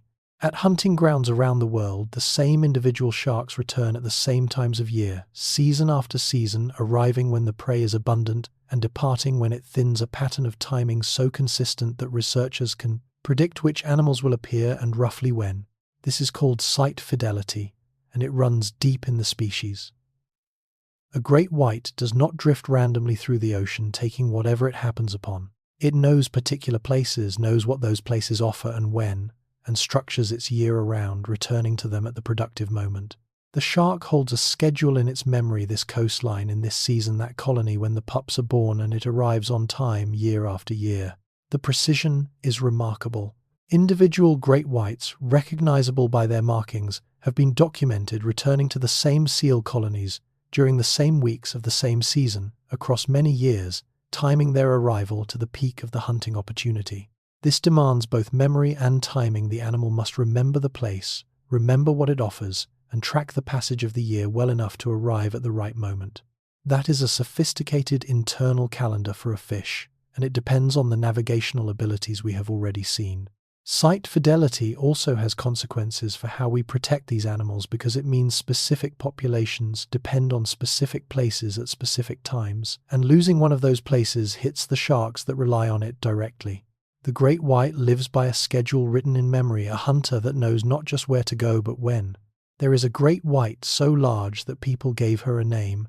Off the coast of Guadalupe Island, Mexico, divers filmed a female great white, estimated at around 20 feet long and possibly weighing over 2 tons, one of the largest individuals ever captured on camera. They called her Deep Blue, and the footage of her has been seen around the world. What makes Deep Blue so striking is not just her length, but her sheer bulk. She is broad, thick-bodied, heavily built, an old female carrying decades of growth, her girth as impressive as her length. Swimming beside divers, she makes the human figures next to her look almost like children. Deep Blue is longer than a delivery truck and heavier than one, loaded with cargo, moving through the water with a slow, unhurried power that no photograph fully captures. She is believed to be a mature female, possibly 50 years old or more, and her size reflects the simple biology of the species. Great whites grow slowly throughout their lives, and the very largest are old females that have had decades to reach such proportions. Deep Blue has become something of an ambassador for her kind, precisely because footage of her shows a giant, great white, moving calmly among divers, curious rather than aggressive, a living rebuttal to the monster of the popular imagination. Sightings of her have recurred over the years, each one drawing fresh attention because an animal of that size is genuinely rare, even among great whites. Most never approach her dimensions. Deep Blue is what a great white can become when it survives long enough decades of unhurried growth, compounding into a creature that fills the frame and stops the breath of anyone lucky enough to see her. Consider the weight a full-grown female carries through the water.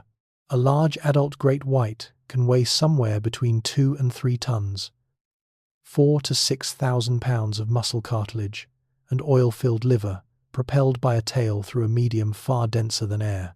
That is the weight of a full-grown horse and then some, or a small car moving not on legs or wheels but by the flex of a body through water.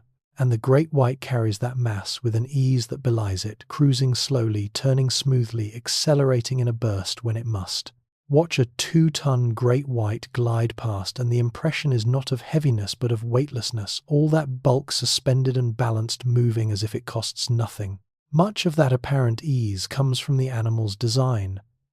The oil-rich liver offsets its weight in the water, and the lightweight cartilage skeleton keeps the frame from adding unnecessary mass.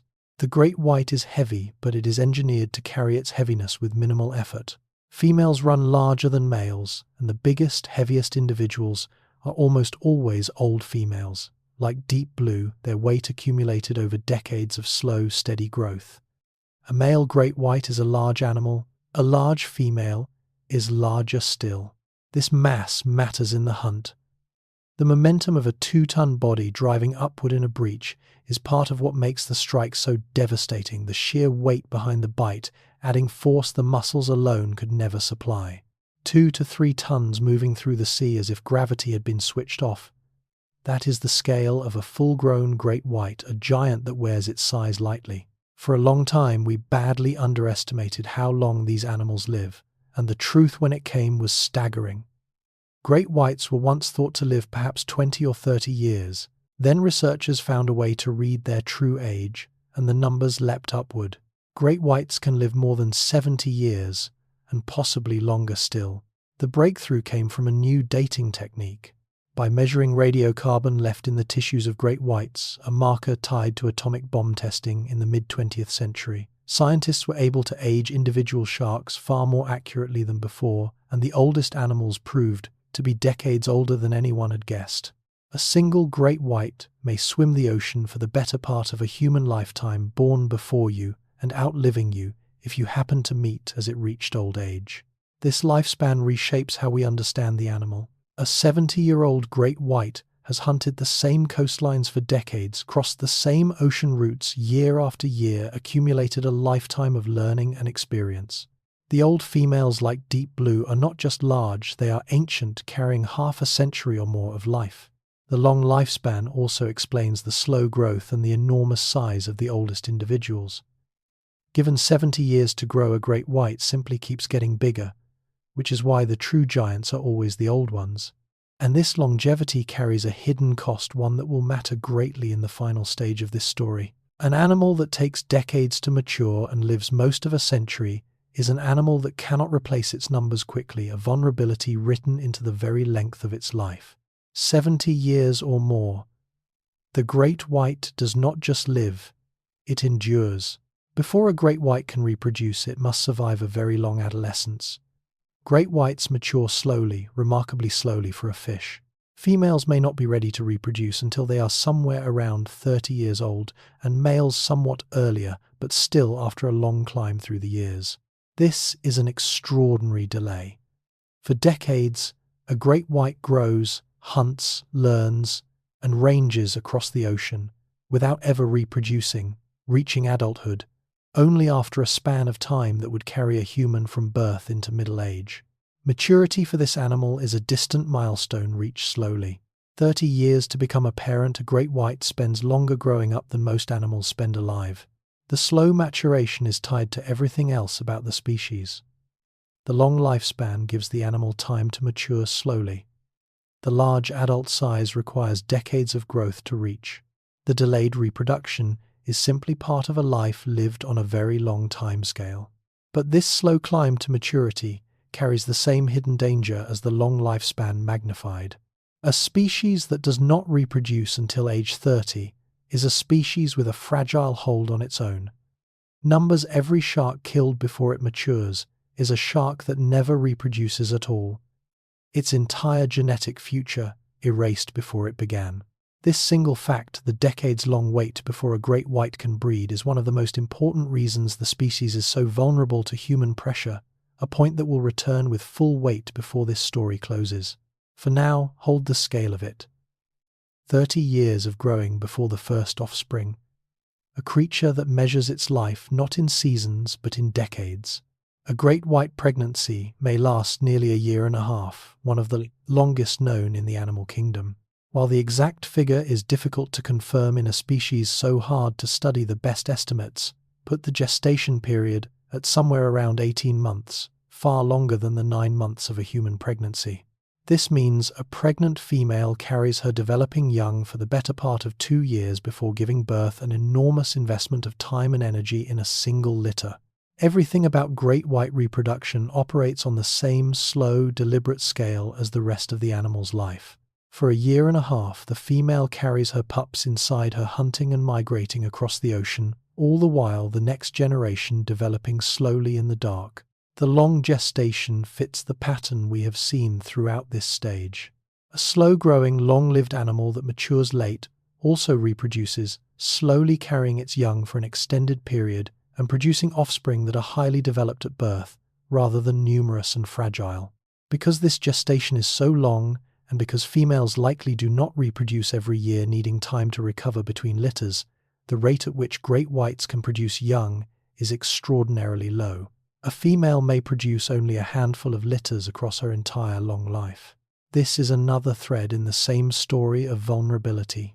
An 18-month pregnancy followed by a recovery period means each female contributes new sharks to the population, only rarely, at great cost, and with no way to speed the process. Nearly 18 months to make a great white. The animal is unhurried even before it is born. The great white does not lay eggs, it gives birth to live young. Unlike many fish, which release eggs into the water to develop on their own, the great white carries its young inside the body and delivers them alive, fully formed and ready to swim. This reproductive strategy is called ovoviviparity, and it shapes everything about how the next generation begins. Inside the mother, the pups develop within egg cases, but those eggs hatch internally, and the young continue to grow inside her before being born. There is no nest, no clutch of eggs left in the open water, no external incubation. The entire early development happens within the protection of the mother's body. The great white keeps its young inside until they are ready to face the ocean, not scattered eggs left to chance, but developed pups delivered whole into the sea. This strategy produces far fewer offspring than egg-laying, but each one is far more developed and far more likely to survive the first dangerous days of life. It is quality over quantity, a small number of well-prepared young rather than a vast number of vulnerable eggs. Live birth also means the pups benefit from the mother's warm-blooded system and her protection throughout their long development, emerging as capable young predators rather than helpless larvae. The strategy fits the great white's entire life pattern perfectly. A slow, deliberate, long-lived animal invests heavily in a few well-developed young, rather than gambling on great numbers of the fragile and the abandoned. The great white is born, not hatched, delivered into the ocean, already large, already equipped, already a hunter from its very first moment in the water. Inside the womb, before they are ever born, great white pups may face their first competition with each other. In some sharks closely related to the great white, the developing young engage in a startling behavior called intrauterine cannibalism, where the strongest embryos consume their weaker siblings or the unfertilized eggs around them while still inside the mother. The most extreme form is documented in the sand tiger shark, where the largest embryo in each of the mother's 2 wombs devours its siblings until only one survivor remains in each, born already a practiced predator, having hunted before it ever saw the open sea. In great whites, the young are known to consume unfertilized eggs within the womb, in a behavior called oophagy, feeding on this rich supply as they develop. Before it draws its first breath of seawater, the great white pup has already been fed inside its mother, nourished on eggs, growing large and strong in the dark. This prenatal feeding is why great white pups are born so large and so well developed. Rather than emerging small and vulnerable, they arrive already substantial, having grown fat on the resources their mother provided within her own body. Whether great whites practice the full embryo-eating cannibalism seen in sand tigers or primarily the egg-eating form is something researchers are still working to fully document, given how difficult these animals are to study. What is clear is that great white embryos are nourished within the womb, well beyond simple placental feeding. The result is the same either way. The great white enters the world, having already begun the business of consuming a predator, shaped by feeding before birth. Arriving in the ocean primed for the life ahead.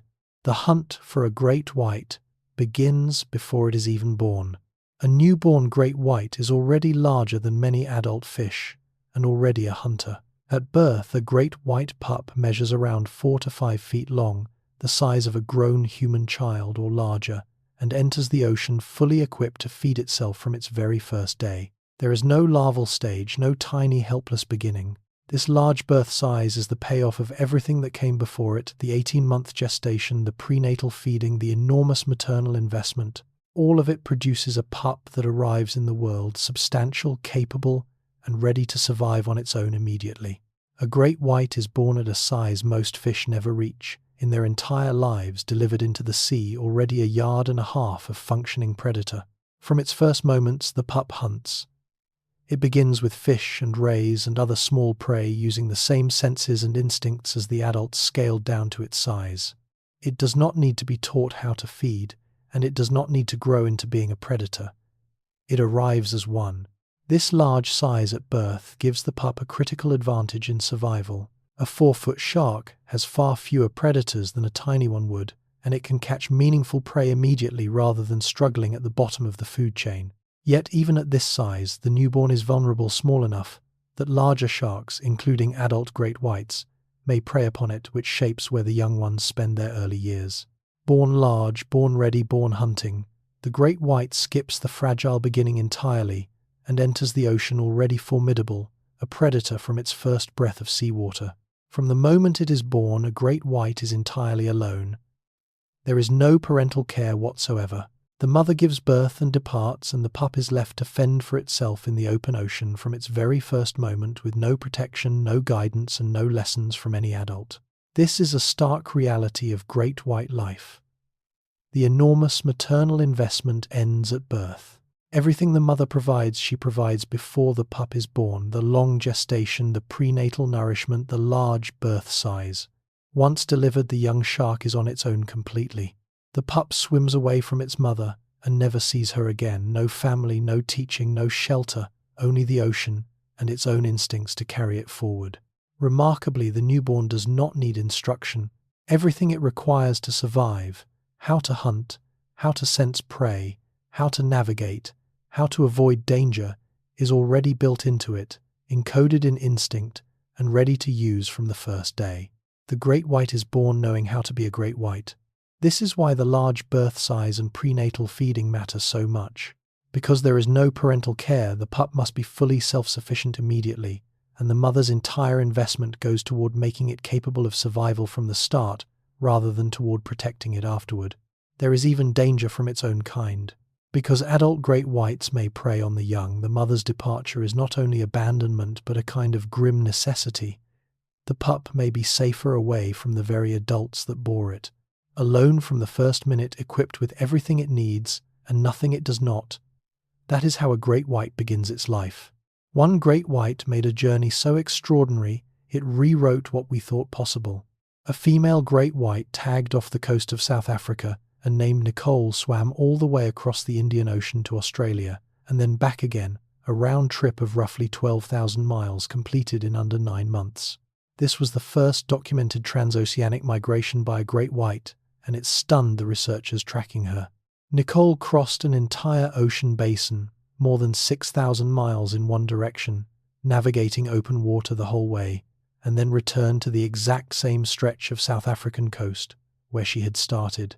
Nicole crossed from Africa to Australia and home again, a journey longer than halfway around the planet, and found her way back to the very same waters she had left. The speed was as astonishing as the distance. She made the outbound crossing in about 99 days, swimming steadily across thousands of miles of open ocean, one of the fastest sustained long-distance movements ever recorded for a shark. Nicole's journey proved several things at once: that great whites are capable of crossing entire oceans, that they can navigate with extraordinary precision across featureless open water, and that populations once thought separate might be connected by these vast migrations. Her return to the same coastline was perhaps the most remarkable part, demonstrating the sight fidelity and navigational memory we explored earlier, now stretched across the scale of an entire ocean. 12,000 miles there and back, guided by senses we are only beginning to understand. Nicole showed the world what a great white can truly do: cross an ocean and come home. Somewhere along protected coastlines, the young great whites gather in places of their own. Juvenile great whites do not roam the open ocean the way adults do. Instead, they spend their early years in specific coastal areas called nurseries, sheltered stretches of warmer, shallower water, where the young ones can grow with less danger and abundant small prey. These nursery areas are critical to the species. Off Southern California, off the eastern coast of the United States, off parts of Australia and elsewhere, young great whites congregate in these zones, feeding on fish and rays in relatively protected waters while they grow toward the size and strength needed to hunt larger prey. The nurseries are the great whites' cradle, warm, shallow, food-rich stretches of coast where the young ones can grow up somewhat sheltered from the dangers of the open sea. The choice of these areas is not random. Nurseries offer warmer water that suits the young sharks' needs, plentiful, small prey suited to their size, and crucially relative safety from the larger predators, including adult great whites that might prey on the juveniles in more open waters. Young great whites may remain associated with these nursery areas for years, gradually ranging farther as they grow before eventually shifting to the marine mammal hunting, ocean-crossing life of the adult. The nursery is a stage, not a permanent home. Understanding where these nurseries are has become vital for conservation because these concentrated gatherings of young sharks are especially vulnerable, and protecting the nursery grounds protects the future of the entire population. The great giants of the open ocean all begin here, in quiet coastal shallows, growing up out of sight before the sea claims them for its vast migratory life.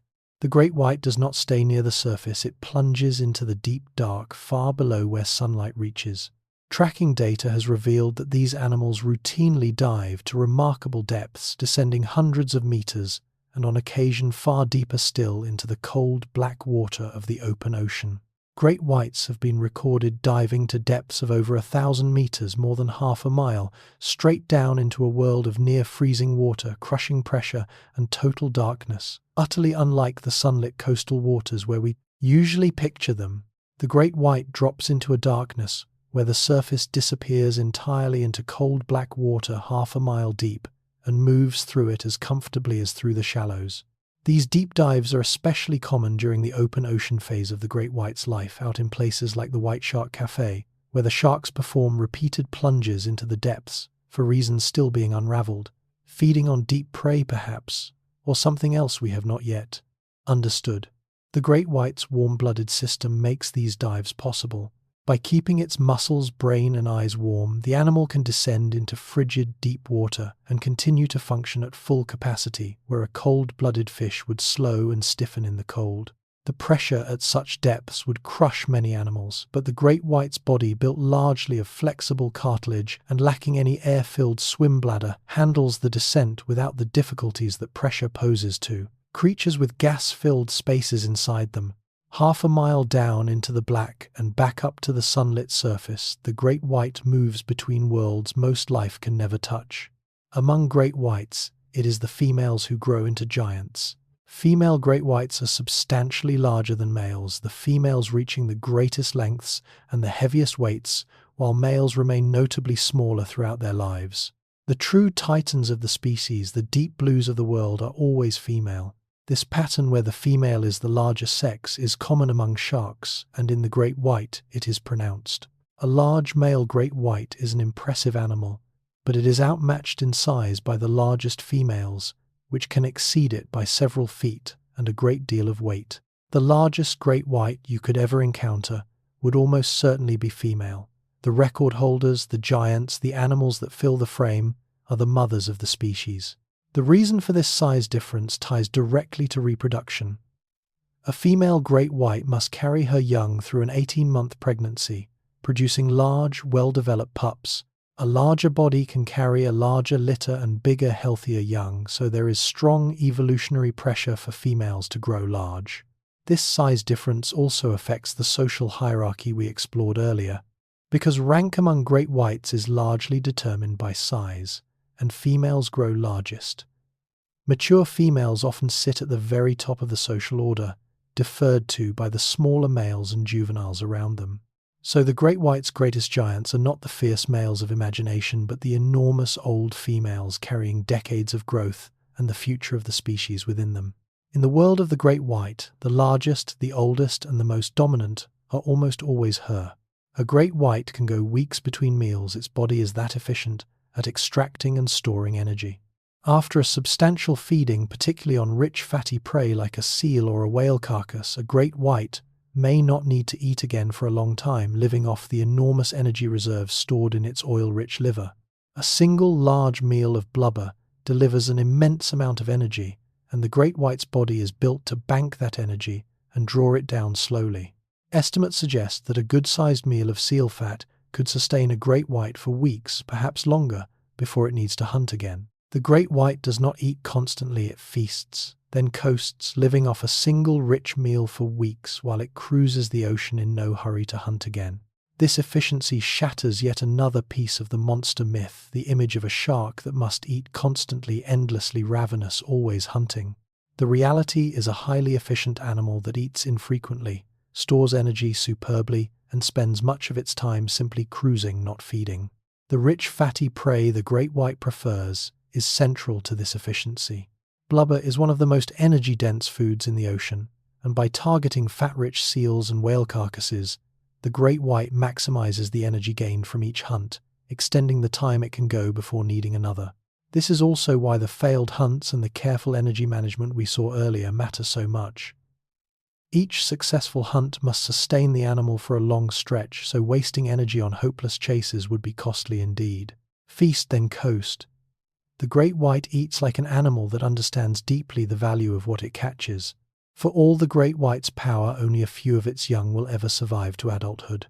A female great white produces a litter of pups, estimates suggest somewhere between 2 and around a dozen, though the exact numbers are hard to confirm, and of those only a small fraction will live long enough to reproduce themselves.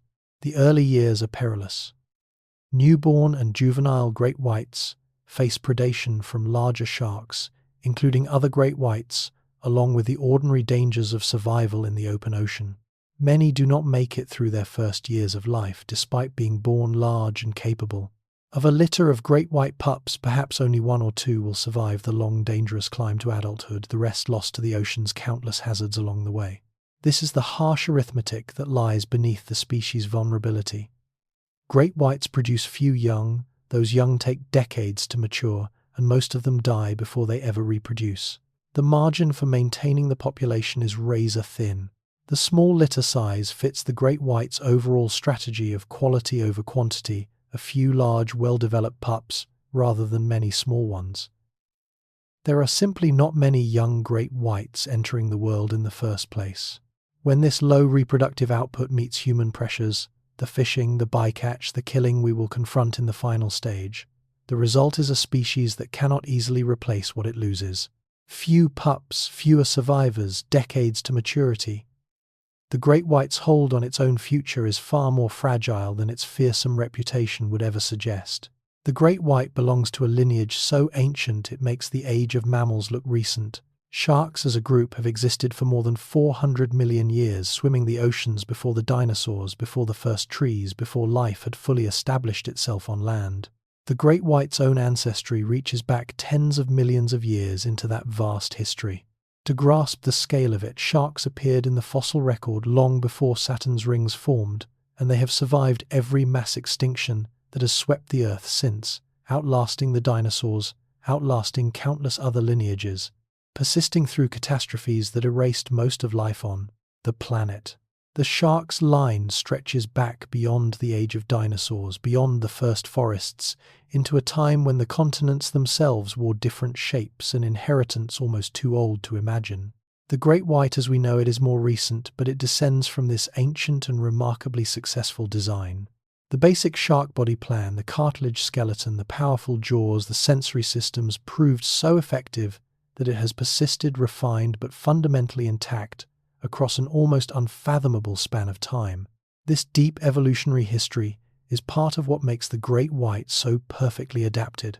Its design has been tested and refined across hundreds of millions of years through countless generations and countless changes in the ocean, honed into the formidable predator we see today. There is a humbling perspective in this. The great white and its ancestors have witnessed the entire rise and fall of the dinosaurs, the drift of the continents, the coming and going of whole worlds of life. Older than the trees, older than the dinosaurs, the shark endures a survivor from the deep past still swimming in our present ocean. Despite all the fear, great whites are far rarer than most people imagine. There are not vast hordes of these animals prowling the coastlines. Great white populations are relatively small, their numbers modest, and in many regions they have declined significantly, a scarcity that stands in sharp contrast to their outsized presence in our imagination. Estimating great white numbers is genuinely difficult given how wide-ranging and hard to track they are.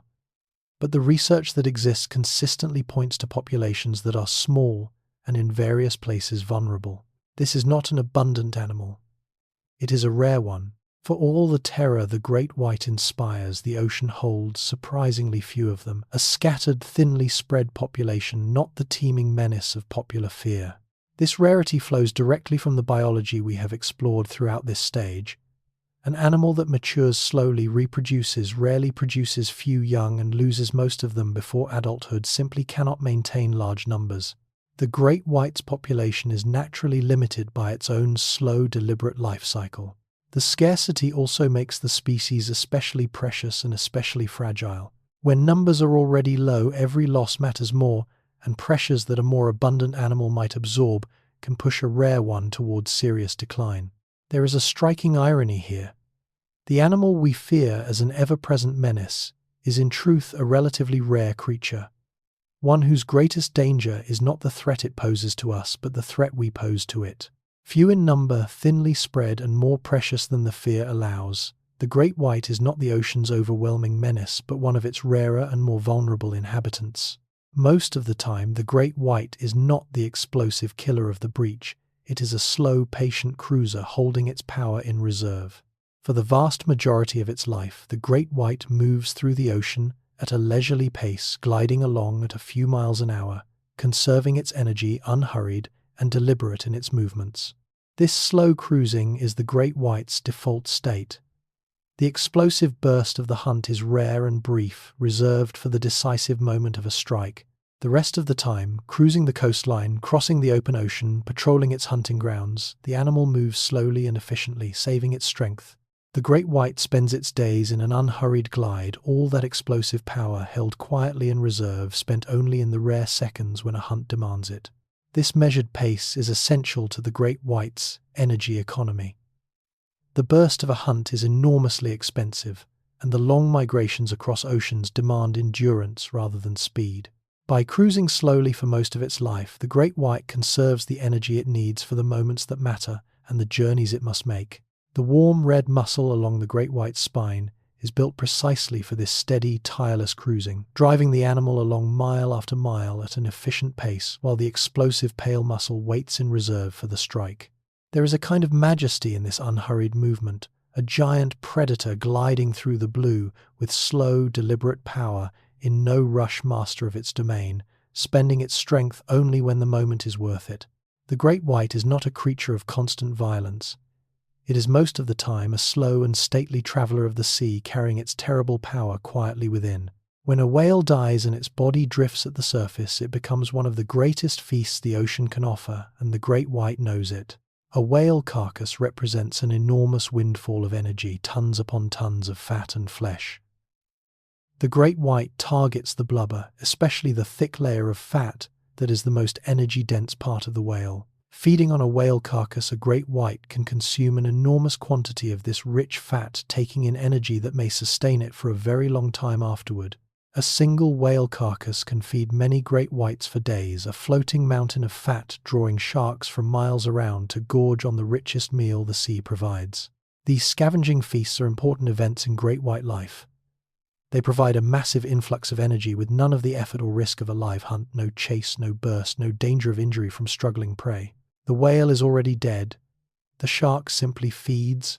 It is at these carcasses that the social behavior we explored earlier comes into play, with multiple great whites feeding together in a loose hierarchy, taking turns, the larger animals given priority, all sharing the enormous bounty without serious conflict. This scavenging also reveals something about the great white's role in the ocean. By consuming whale carcasses, great whites help recycle the enormous energy stored in a whale's body, returning it to the marine food web rather than letting it simply sink and be lost. The greatest meal in the sea, and the great white takes full advantage, a giant feeding on a giant, energy passing from one ocean titan to another. Step back and consider the sheer improbability of it all. A warm-blooded giant sustained across a lifetime by the open sea is something close to a miracle of biology. Everything we have explored in this stage converges on a single wonder: that an animal this large, this complex, this demanding in its needs, can exist at all in the vast, challenging environment of the ocean. Consider what the great white requires to live. A warm body that must be fueled constantly, a giant frame that takes decades to build, a hunting strategy that succeeds only rarely, a reproductive cycle so slow it spans much of a human lifetime. That such an animal not only survives but thrives is a testament to the extraordinary refinement of its design. That the ocean can produce and sustain a creature so large, so warm, so complex, and so perfectly matched to its demanding life, that alone is one of the natural world's quieter marvels unfolding out of sight beneath the waves. The great white is not an accident. It is the product of hundreds of millions of years of refinement, every system tuned to allow this improbable animal to exist, to grow to its enormous size, to hunt in cold seas, to cross oceans, to carry its young through the long, slow cycle of its life. And it does all of this in an environment we can barely enter in waters. We can hardly survive in a world of cold and pressure and darkness that is utterly hostile to us, but is for the great white simply home. There is genuine wonder in that, in the existence of a creature so magnificently built, living a life so far beyond our own experience in a realm we can only visit as brief and clumsy guests. The great white is a miracle wearing the mask of a monster. And behind that mask, as the next stage will reveal, lies a creature far more fragile and far more precious than we have ever fully understood. The great white is often linked to the megalodon, the monstrous prehistoric shark of legend, but the truth of that relationship is more complicated than it seems. Megalodon was a genuinely enormous shark, perhaps 60 feet long or more, that ruled the oceans millions of years ago and has since vanished entirely. For a long time it was assumed to be a close ancestor of the great white. That assumption has been challenged. Many researchers now believe the great white and megalodon are not directly ancestral at all, but belong to different evolutionary lineages that arrived at similar forms independently. The great white may be more closely related to certain mako sharks than to the giant megalodon. The great white and the megalodon may be less like parent and child, and more like distant relatives who happen to grow into similar shapes across separate branches of the family tree. The debate turns on the fossil evidence, which for sharks means mostly teeth, since their cartilage skeletons rarely survive. The teeth of megalodon and the great white share a similar, serrated, triangular form, which once suggested a direct line, but closer study of the details has led many scientists to separate them. Scientists still debate the precise evolutionary relationship, and the picture continues to be refined as new fossils and new analyses emerge. What was once treated as settled, the great white, as megalodon's direct descendant, is now genuinely contested. What is not in doubt is that megalodon is gone extinct for millions of years while the great white endures. Whatever their exact relationship, one of these giant predators vanished and one remains. The great white is not a shrunken megalodon. It is its own animal with its own long history and its own uncertain future. Remove the great white from the ocean, and far more collapses than the loss of a single species. As an apex predator sitting at the very top of the marine food web, the great white plays a role in the ecosystem that reaches far beyond the animals it directly hunts. It is what ecologists call a keystone species, one whose presence holds an entire system in balance. The great white controls the populations of the animals it preys upon: seals, sea lions, and other marine creatures. Without that control, those populations can grow unchecked, and the effects cascade downward through the food web, disrupting the balance of the entire marine community. When the top predator is removed, the whole structure beneath it begins to shift prey. Populations swell, their own food sources are depleted, and the careful balance of the ocean unravels from the top down. This cascade effect has been documented in many ecosystems where top predators have been lost.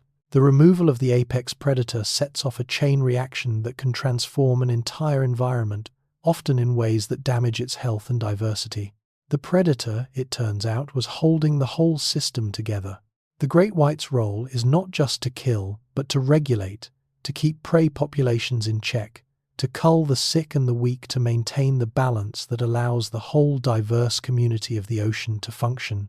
It is a linchpin, and pulling it out has consequences that ripple everywhere. This is why the great white's decline is so alarming, and why it matters so much beyond the fate of the sharks themselves. To lose the great white is not to lose one animal. It is to risk unbalancing an entire ocean. The monarch, it turns out, holds the kingdom together. The great white shapes the ocean not only by what it kills, but by the very fear it inspires, a power that reaches even the creatures it never touches. We met this idea earlier as the landscape of fear, and its ecological weight is enormous. The mere presence of the great white changes how every prey animal behaves, and those changes ripple through the entire ecosystem. Where great whites hunt seals and other prey, avoid certain areas, alter their feeding patterns, and change their movements to reduce their risk. This means the predator influences not just the number of prey animals, but where they go and what they do, and that in turn affects everything those prey animals eat and interact with. The great white's fear reaches places its teeth never do, reshaping the behavior of animals across the ecosystem simply by the possibility that it might be near. This indirect effect can be as powerful as the direct one. By keeping seals away from certain areas, for instance, the great white may protect the fish populations in those areas from being overgrazed, a benefit that flows entirely from fear without a single seal being caught. Scientists have come to recognize that these fear-driven effects are a crucial part of how apex predators regulate ecosystems. The predator's influence extends far beyond its kills, shaping the behavior and distribution of prey across the entire landscape it patrols. Remove the great white, and you remove not just a source of mortality, but a source of fear, and the prey animals no longer afraid may spread into areas and behaviors that damage the ecosystem in ways the predator's presence had prevented.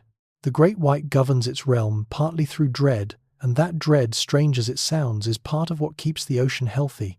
The great white has a peculiar and telling distinction: it cannot survive in captivity. Despite many attempts over the decades, no aquarium has ever managed to keep an adult great white alive in a tank for any meaningful length of time. The animal that rules the open ocean simply cannot endure confinement.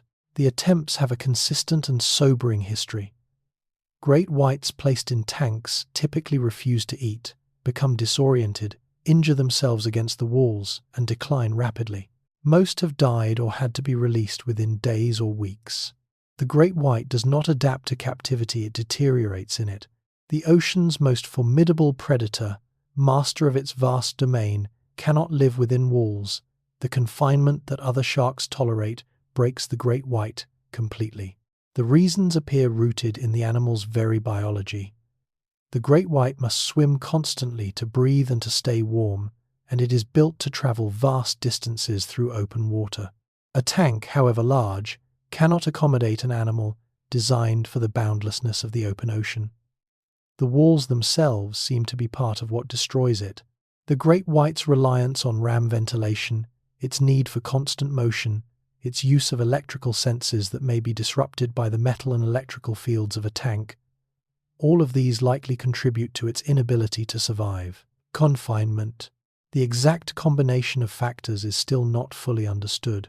The Monterey Bay Aquarium managed to keep young great whites for a matter of months, in the 2000s the longest. Such efforts on record, but even these ended with the animals being released, and no adult has ever been kept successfully. The great white cannot be caged.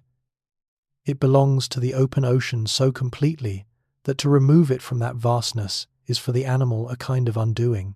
For all our study of the great white, one of the most fundamental acts of its life has never been witnessed. No one has ever observed great whites mating. Despite decades of research, despite all our tracking and tagging and filming, the actual act of great white reproduction remains completely unseen by human eyes. This is a remarkable gap in our knowledge of such a well-known animal. We know a great deal about how great whites hunt, migrate, and behave, but the intimate details of how and where they mate have eluded us entirely. It happens somewhere we cannot see in a manner we can only infer. The great white reproduces in secret, the single most private act of its life, hidden so completely that in all our watching, we have never once caught sight of it. Researchers have pieced together clues. Mating scars, bite marks found on some females suggest the general nature of great white courtship, which likely involves the male biting the female to hold her during mating as seen in other sharks. But the act itself and the precise location where it occurs remain mysteries. Some scientists suspect that mating may occur in remote locations like the White Shark Café, far out in the open ocean, which could be one reason it has never been observed. Others believe it may happen in deep water or in places and times that simply have not coincided with human observation. Where great whites go to mate and what exactly happens when they do stands as one of the great open questions of the species, a fundamental piece of its life still entirely hidden from us. The most studied shark on Earth still keeps this one profound secret, held somewhere in the vastness of an ocean we have barely begun to know. The greatest threat to the great white is not the harm it does, but the harm done to it, and much of that harm is accidental. Around the world, great whites are caught unintentionally in fishing gear, meant for other species, entangled in nets, and hooked on lines set for tuna, swordfish, and other commercial catches. This accidental capture is called bycatch, and it kills a great many sharks. The great white does not need to be targeted to be killed. Simply by swimming through waters where industrial fishing operates, it risks becoming entangled in gear. It was never the intended catch of drowning in nets caught on long lines, stretching for miles across the ocean. The great white is dying as an afterthought, not hunted deliberately but swept up by accident in fishing gear cast for entirely different animals. Long lines are especially dangerous. These fishing lines can stretch for tens of miles, bearing thousands of baited hooks, and a great white that takes one of those hooks or becomes entangled may drown, unable to keep the water flowing over its gills. Because great whites are relatively rare and reproduce so slowly, even a modest number of bycatch deaths can have a serious impact on their populations. An animal that produces few young over a long lifetime cannot easily absorb losses, even accidental ones. This accidental toll is particularly troubling because it is so difficult to prevent. As long as industrial fishing operates in waters where great whites swim, some will inevitably be caught regardless of intent, and the slow reproducing shark bears the cost. The great white apex predator of the ocean is being diminished not by a war against it, but by the collateral damage of our fishing killed by accident in gear meant for something else entirely. Some great whites are killed, deliberately hunted for their fins and their jaws and their teeth, driven by trade and by trophy. The practice of shark finning, cutting the fins from sharks, often to supply the demand for shark fin soup, has devastated shark populations worldwide, and the great white has not been spared. Great white fins, jaws, and teeth carry high value in certain markets, making the animal a target for those who would profit from killing it. A great white's jaws or teeth can fetch large sums as trophies and curiosities, creating a financial incentive to hunt an animal that is supposed to be protected. The great white is killed for parts, its fins for a bowl of soup, its jaws and teeth for a trophy on a wall, reduced to commodities by a trade that sets a price on a protected animal. Shark finning is especially wasteful and cruel. In its worst form, the fins are taken and the shark's body discarded, the animal left to die. The scale of the global shark fin trade is staggering, contributing to the deaths of tens of millions of sharks each year across all species. Although the great white is legally protected in many countries, and international trade in the species is restricted, illegal killing and trade persist, driven by the high value placed on the animal's parts. Protection on paper does not always translate to protection in the water. The demand for these products, and the money it generates, keeps the pressure on great white populations, even where the animal is supposedly safe, undermining conservation efforts and threatening a species that can ill afford the losses. An animal that took hundreds of millions of years to evolve, reduced to fins in a bowl and jaws on a wall, killed for parts in defiance of the protections meant to keep it safe. Officially, the great white is classified as a vulnerable species, a designation that places it at real risk of extinction. The International Union for Conservation of Nature, the body that assesses the status of the world's wildlife, lists the great white shark as vulnerable, meaning it faces a significant threat of extinction in the wild. This classification reflects the reality we have been building toward throughout this stage. The great white's populations are declining or under pressure in many regions, threatened by bycatch, by deliberate killing, and by the slow reproduction that makes recovery so difficult. It is an animal in genuine trouble. The great white sits on the official list of species at risk, not thriving, not secure, but vulnerable. Its survival, a matter of real and legitimate concern. The vulnerable status has prompted protections in many parts of the world. The great white is legally protected in the waters of numerous countries, including the United States, Australia, and South Africa, and international agreements restrict trade in the species. These measures represent a genuine effort to safeguard the animal. Yet protection has its limits. The great white ranges across vast areas of ocean, crossing between the waters of different nations and into the unprotected open sea, making it difficult to shield from all the threats it faces. A protected animal in one country's waters is unprotected in another's, or on the high seas between them. The vulnerable classification is both a warning and a call to action, an acknowledgement that this iconic animal is at risk and that its future depends on the choices we make about how to protect it. The ocean's most feared predator now depends for its survival on the protection of the very species it is imagined to threaten. The deepest reason the great white struggles to recover lies in the slow rhythm of its own life. Everything we learned about its biology in the previous stage, the late maturity, the long gestation, the small litters, the high juvenile mortality, combines into a single unforgiving reality. The great white reproduces too slowly to easily replace what it loses. Consider the arithmetic. A female may not reproduce until around 30 years of age. She carries her young for some 18 months. She produces only a small litter, most of which will die before adulthood, and she does this only a handful of times across her long life. The rate of replacement is extraordinarily low. The great white breeds on a timescale of decades, producing so few surviving young that its population can only grow with agonizing slowness, and can only recover from losses just as slowly. This is the cruel mathematics of the great white's vulnerability. A fast-breeding animal can absorb heavy losses and bounce back quickly, its numbers replenished by rapid reproduction. The great white cannot. Every loss lingers because replacing it takes so long. When slow reproduction meets human pressures, the bycatch, the finning, the deliberate killing, the result is a population that declines faster than it can recover. The losses accumulate, and the slow trickle of new sharks cannot keep pace. This is why protecting the great white is so urgent and so delicate. A population driven down cannot simply rebound. The great white's greatest strength, its long, deliberate, unhurried life, is also in the face of human pressure, its greatest weakness. In some places, great whites are killed in the name of protecting people by nets and culling programs meant to make beaches safe. Along certain coastlines, particularly in parts of Australia and South Africa, authorities have deployed shark nets and drumlines, baited hooks designed to catch and kill sharks near popular swimming beaches in an effort to reduce the risk of shark encounters. These programs are deeply controversial.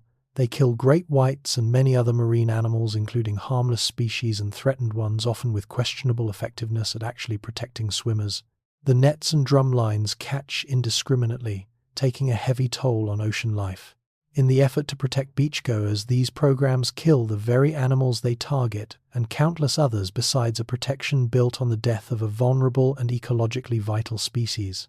Critics point out that shark nets do not create a solid barrier and may provide a false sense of security while killing large numbers of animals, including the protected great white, along with dolphins, turtles, rays, and other non-target species caught in the gear. There is a genuine tension here, and it deserves acknowledgement. The desire to protect human life is legitimate and understandable, but the methods used in these culling programs impose a severe cost on marine ecosystems, and their actual benefit to human safety is disputed by many scientists. Alternatives are emerging: non-lethal approaches like drones, electronic deterrents, and better public education about shark safety that aim to reduce risk without killing the sharks. These offer a path toward protecting people without devastating the ocean's predators. It is a painful irony: an animal already vulnerable, already protected in principle, killed in practice by programs meant to keep us safe from a threat that, as we have seen, is far smaller than we imagine. There is a way to profit from the great white without killing it by showing it to the world alive. Cage diving, in which people descend into the water inside a protective cage to observe great whites up close, has grown into a significant industry in places like South Africa, Australia, Mexico, and elsewhere, drawing visitors from around the globe. This industry demonstrates that a living great white can be worth far more than a dead one. A single shark, observed again and again over years by paying visitors, generates far more value alive than its fins or jaws would ever bring an economic argument for conservation that speaks even to those unmoved by the animal itself. A living great white is worth more than a dead one, drawing visitors, supporting livelihoods, generating year after year the kind of value that a one-time killing never could. Cage diving also transforms how people see the animal. Visitors who observe a great white up close moving with calm curiosity rather than mindless aggression often come away with their fear replaced by fascination and respect, a shift that builds public support for protecting the species. But the industry is not without its critics and its complications. Some worry that the use of bait to attract sharks to the cages may alter the animal's natural behavior or affect how they associate humans with food, though the evidence on these concerns is debated among researchers. There are real questions about how to conduct cage diving responsibly, how to observe the animals without disturbing them, how to balance the benefits of the industry against its potential impacts on the sharks and their behavior. Done thoughtfully, cage diving offers something valuable, a way for people to encounter the great white as it truly is, to replace fear with understanding, and to give the living animal an economic value that argues for its protection. The great white, it turns out, may be saved in part by our desire simply to look at it. Much of the fear we feel toward the great white can be traced to a single movie, one film that shaped how the entire world sees this animal. In 1975, a summer blockbuster about a great white shark terrorizing a beach town became a cultural phenomenon, and in doing so, it permanently altered the great white's reputation, casting it as a mindless, malevolent killer. The film was a masterpiece of suspense, and its impact was enormous, but it was fiction, and the animal it portrayed bore little resemblance to the real great white. The movie's shark hunted humans deliberately, relentlessly, with something like malice. The actual great white, as we have seen, does no such thing. One film taught a generation to fear the great white as a deliberate hunter of humans, an image so powerful and so enduring that it reshaped the fate of the real animal. The consequences for real great whites were serious. The film's popularity fueled a wave of fear and hostility toward sharks, and in its wake, great whites and other sharks were killed in greater numbers, hunted as trophies and as perceived threats, their populations suffering from the surge in animosity. Even the author of the original novel that inspired the film later expressed regret over the fear it had created and became an advocate for shark conservation, recognizing the damage the story had done to the real animal's reputation and survival. The film's legacy is a lesson in the power of story. A single work of fiction created a fear so deep and so widespread that it endangered a real species, turning an animal into a monster in the public mind with real consequences in the water. The great white has spent decades living in the shadow of a movie, cast as a villain in a story that was never true. Weigh the danger the great white truly poses against the danger we imagine, and the gap is almost absurd. We have touched on this before, but here, near the close of the story, it deserves its full weight. The great white is imagined as one of the deadliest threats to human life, and it is in reality among the least dangerous large animals a person could encounter. Recall the arithmetic. Great whites are responsible for only a handful of human deaths worldwide in an average year, fewer than are caused by bees, by dogs, by lightning, by any number of everyday hazards we scarcely think about. The imagined menace and the actual risk have almost nothing to do with each other. The great white kills a handful of people a year, while we imagine it as a relentless threat, a fear vastly out of proportion to a danger that is in truth remarkably small. Meanwhile, humans kill millions upon millions of sharks each year.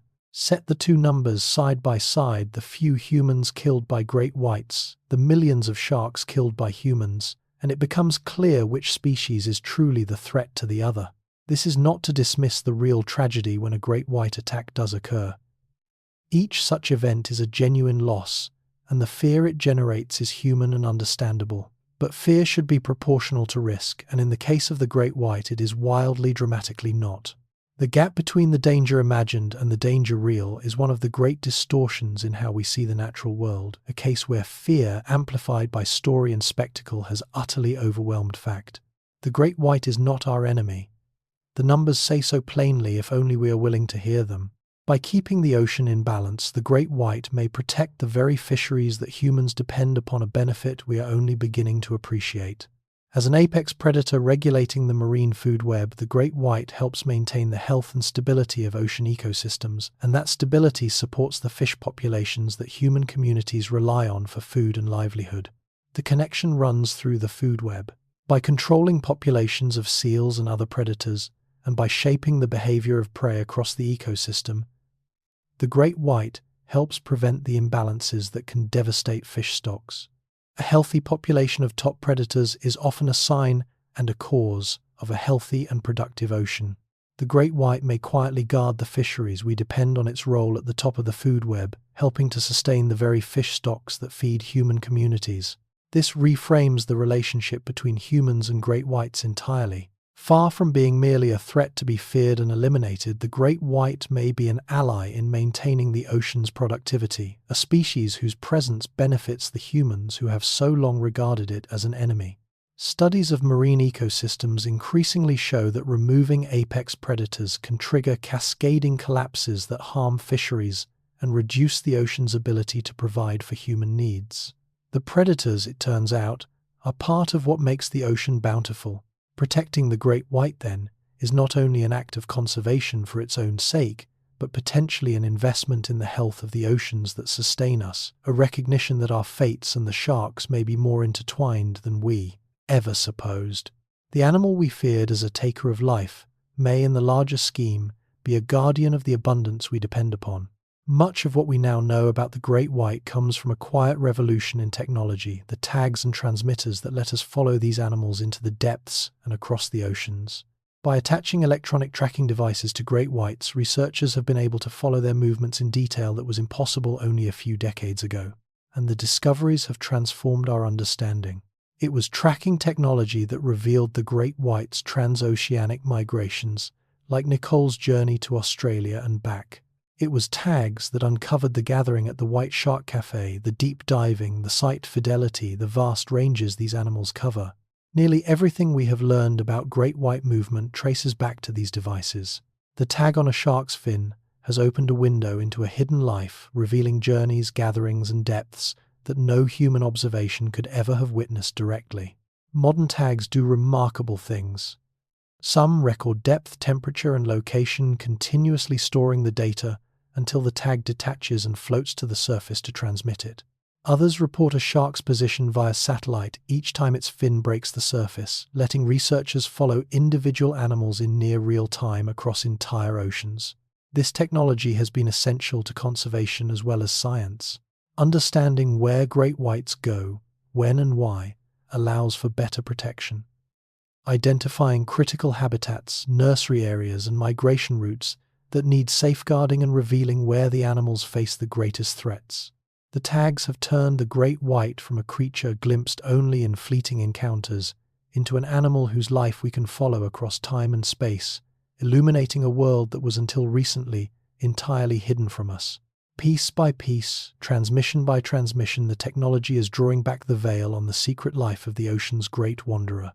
For all that our tags have revealed, they have also uncovered a new mystery, the strange deep dives the great white makes for reasons we still cannot explain. Out in the open ocean, particularly in remote gathering places like the White Shark Café, tracking data has shown great whites plunging repeatedly into the depths, hundreds of meters down and back up over and over, in patterns that do not fit any explanation we have yet confirmed. These are not the occasional deep dives of an animal exploring or cooling itself. They are repeated rhythmic sustained descents performed again and again over days and weeks in a place far from the seals and coastal prey the great white is known to hunt.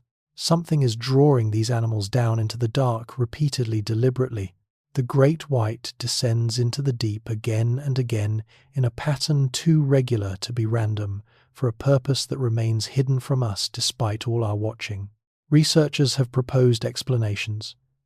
Perhaps the sharks are feeding on the deep-dwelling fish and squid of the ocean's twilight zone. Perhaps the dives relate somehow to mating or courtship. Perhaps they serve some function of navigation or sensing or something we have not yet imagined. Some scientists believe the diving may be related to feeding on the deep scattering layer, that vast community of small creatures that rises and falls each day in the open ocean. Others suspect the behavior may connect to reproduction, given that the cafe is a gathering place. The honest answer is that we do not yet know. This is what makes the great white so endlessly fascinating, even now in an age when we can track it across oceans and follow it into the depths.